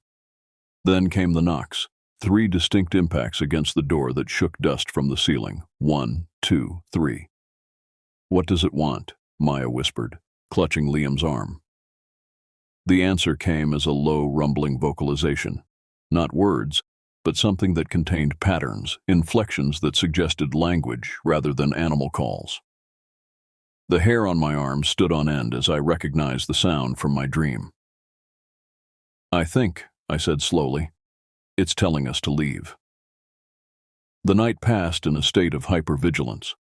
The creature didn't attempt to break through our barricades, but we could hear it moving around the cabin periodically, a constant reminder of our precarious situation. None of us slept more than minutes at a time. Dawn brought no relief. A dense fog had settled over the lake and surrounding forest, reducing visibility to mere feet beyond the windows. The perfect conditions for an ambush, I thought grimly. "We can't wait for better weather," I told the others, as we gathered our essentials for the hike out. "Stay together, move quickly, and don't stop for anything." We stepped outside into the swirling mist, the world around us transformed into a ghostly landscape of half-visible trees and distorted shapes. The rifle felt reassuring in my hands, though I'd begun to doubt its effectiveness against what we were facing. Our planned route would take us along the main trail for 8 miles before connecting to an access road that rangers used for supply deliveries. From there, it would be another 20 miles to the highway, but on clearer terrain where we could make better time. The fog muffled our footsteps as we moved single file along the narrow path, Maya between Liam and me. Every few minutes, I would stop to listen, trying to detect any sounds that didn't belong to the 3 of us. 2 hours into our journey, the trail began to climb a ridge that would eventually lead us to higher, hopefully clearer ground. The exertion of the uphill trek and the growing warmth of day began to burn off some of the fog, giving us glimpses of the forest around us. That's when I felt it. The unmistakable sensation of being watched. Not just observed, but hunted. I signaled for the others to stop, raising the rifle and scanning our surroundings. "What is it?" Maya whispered. Before I could answer, a massive tree trunk came crashing down across the trail 30 feet ahead of us, blocking our path. The sound of splintering wood echoed through the canyon. "Back," I ordered, turning to retrace our steps, only to find another tree now lay across the trail behind us. We were trapped in a section of path no more than 30 feet long. "It was deliberate," Liam said, his voice shaking. "It's hurting us." From the slope above came the sound of movement, branches breaking, rocks dislodging. Something large was descending toward us. Through gaps in the foliage, I caught glimpses of dark fur, of a mass greater than any bear I'd encountered. "The slope," I decided quickly, "down toward the stream. It's steep but passable." We scrambled down the hillside, half sliding through loose dirt and pine needles, grabbing at saplings to control our descent. The stream below glittered through the trees, offering a potential escape route. Water would mask our scent, making us harder to track. I was halfway down when I heard Maya cry out. Looking back, I saw she had slipped and was now sliding uncontrolled toward a rocky outcropping. I lunged, catching her hand just before she would have gone over, the rifle clattering down the slope in the process. "I've got you," I assured her, pulling her to more stable ground. That's when I saw it, standing on the trail above us, partially obscured by mist and foliage, but unmistakably there. A massive, upright figure covered in dark fur, watching us with eyes that reflected intelligence no animal should possess. It was enormous, at least 7 feet tall, with long, powerful arms that hung at its sides and a face that resembled something between human and ape, yet was entirely its own species. Our eyes met across the distance, and in that moment, I felt something I hadn't expected, not just fear, but recognition, as if this creature and I had encountered each other before, perhaps in dreams or some ancient memory. It raised one massive hand, not in threat, but in a gesture almost like a warning, before turning and disappearing into the forest with surprising grace for its size. "Did you see that?" Liam gasped, having reached the stream below. "Did you bloody see that?" I helped Maya the rest of the way down the slope, my mind racing to process what had just happened. The creature could have easily attacked us. Instead, it had merely blocked our path, forced us to change direction. But why? The answer came to me as we reached the stream, and I oriented myself using the sun's position. "It's driving us east," I realized, away from the access road. "Away from escape, you mean?" Maya said, shivering despite the growing warmth of the day. "No," I said slowly, a theory forming. "I think it's protecting us from something else." The stream led us deeper into the eastern section of the park, an area I hadn't fully explored during my short tenure. According to my maps, we were approaching a series of ancient rock formations that local tribes had once considered sacred ground. If we followed the stream for another few miles, it would eventually connect with a fire road that could still lead us to safety, assuming we weren't intercepted again. My companions were understandably shaken after our encounter on the ridge. Liam kept scanning the forest around us, jumping at every sound, while Maya maintained a grim silence, limping slightly from her fall. "Do you still have your satellite phone?" I asked her as we paused to refill our water bottles from the stream. She checked her pack and nodded. "Still no signal, though." "Keep trying every half hour," I instructed. "We might get lucky as the terrain changes." We continued along the stream bed, the water sometimes rising to our knees as the channel narrowed between rocky walls. The physical labor of wading against the current helped distract from the constant anxiety of being pursued, but I couldn't shake the feeling that we were being guided rather than hunted. By mid-afternoon, the stream valley opened into a broader clearing dominated by a massive rock formation, a natural arch of weathered sandstone that spanned nearly 60 feet. Beneath it, protected from the elements, ancient pictographs covered the rock face in faded red and black pigments. "This wasn't on any of the park literature," Maya said, approaching the paintings with professional interest despite our situation. The images depicted human figures alongside larger, more imposing silhouettes that walked upright, but were clearly not human. Other symbols suggested seasonal cycles, migration patterns, and territorial boundaries. The local tribes called them forest guardians, I explained, recalling information from the books in the cabin.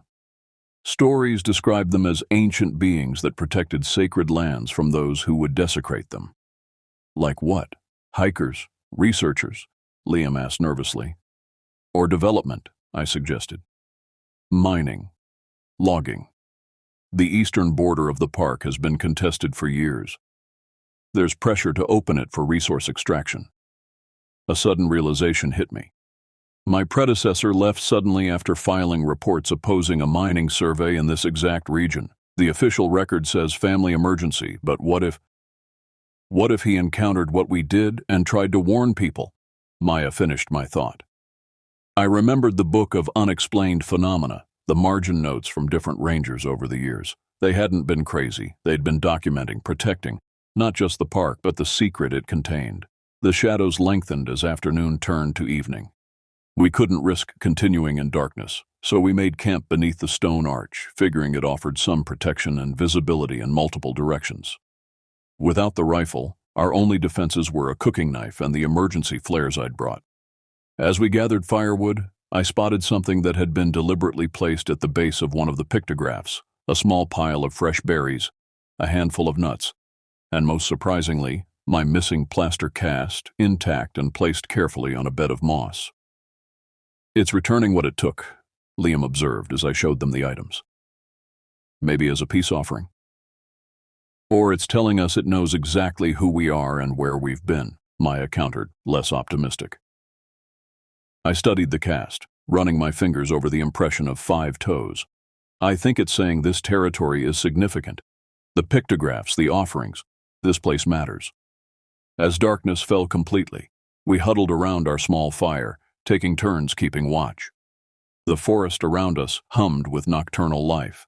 Owls calling, small creatures rustling in the underbrush, the continuous gurgle of the stream. Normal sounds that somehow failed to reassure. It was during my watch near midnight that I heard it again. The 3 knocks, this time against the stone arch itself, resonating like a bell through the clearing. 1, 2, 3. I stood slowly, moving away from my sleeping companions toward the edge of our firelight. "I know you're there," I called softly. "I understand what you're protecting." Silence answered me, but I felt its presence, a shifting in the darkness, a concentration of shadow that suggested mass and form. "The mining operation," I continued. "I'll help stop it. That's what rangers do. We protect the park, too." A branch snapped as something moved closer. I held my ground, fighting every instinct to run. From the darkness came a low vocalization, that same pattern of sounds I'd heard at the cabin, but softer now, almost conversational. It was communicating, even if I couldn't understand the specific message. "I need to get my friends to safety," I explained, as if it could comprehend. "Then I'll return. I promise." The air shifted as something large moved at the periphery of our camp. Through the dancing shadows cast by the fire, I glimpsed massive shoulders, a powerful form circling our position. Not threatening, but evaluating. When it finally emerged into partial visibility, I understood why legends of these creatures had persisted for centuries.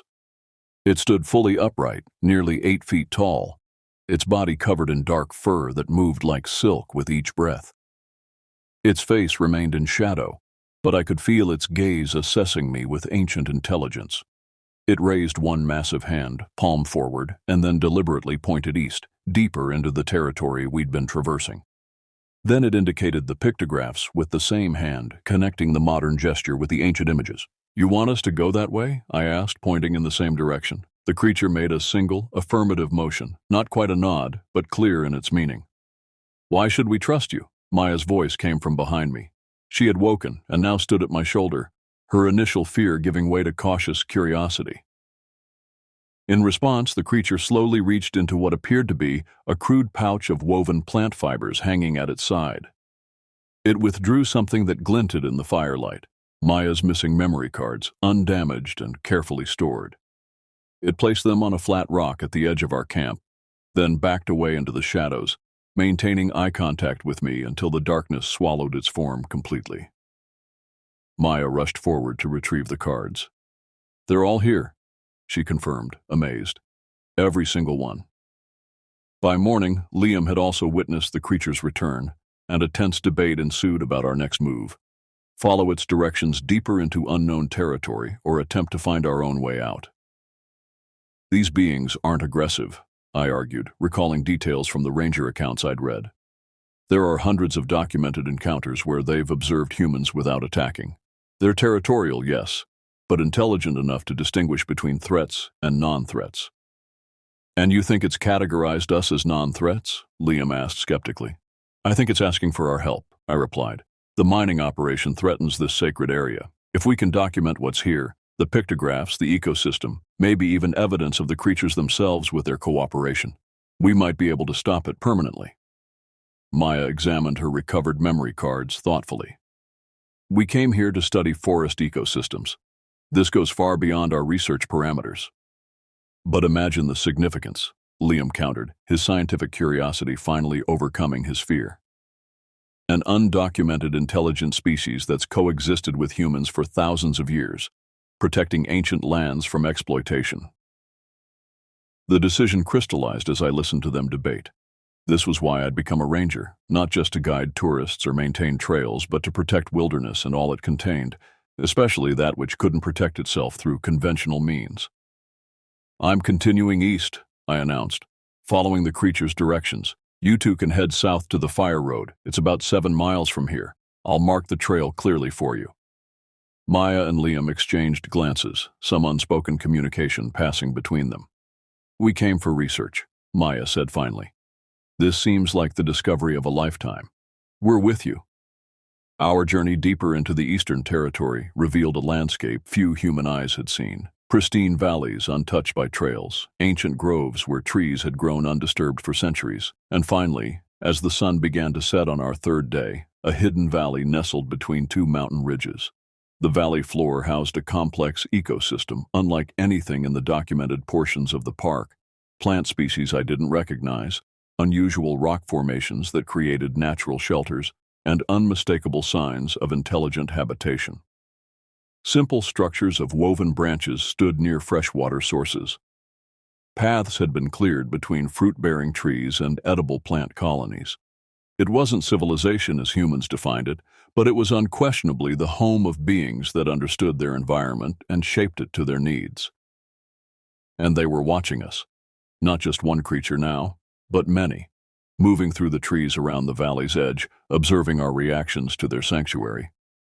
I counted at least 5 distinct figures before realizing the futility of the effort. This was their stronghold, and they controlled every aspect of our presence here.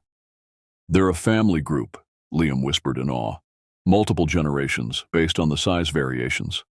Maya had been documenting everything with her remaining cameras. "There must be at least 20 individuals," she estimated. "Far more than any previously theorized population density." As darkness fell, we made camp at the valley's entrance, careful to disturb nothing. The creatures maintained their distance but remained visible, a clear shift in behavior that suggested trust, or at least acceptance of our presence. Near midnight, as we sat quietly around our small fire, the largest of the creatures approached. Others followed, creating a semicircle just beyond the firelight. Their leader, for that seemed to be its role, carried something wrapped in large leaves. With deliberate movements, it unwrapped the package, revealing fragments of rock-bearing drill marks and the unmistakable residue of exploratory mining, evidence of illegal incursions into protected land. "They don't just want our help," I realized aloud. "They need it. They can't file reports or bring legal challenges. They need human allies who understand both worlds." The creature extended its massive hand, offering the evidence. In that moment, I understood my purpose with perfect clarity. I hadn't come to Whispering Pines by chance or merely to escape my former life. Perhaps the forest really had been calling me, preparing me for this alliance. As I accepted the package, our eyes met again, and I felt that same sense of recognition, as if our species had once worked together long ago and might do so again, bridging an ancient divide for a common purpose.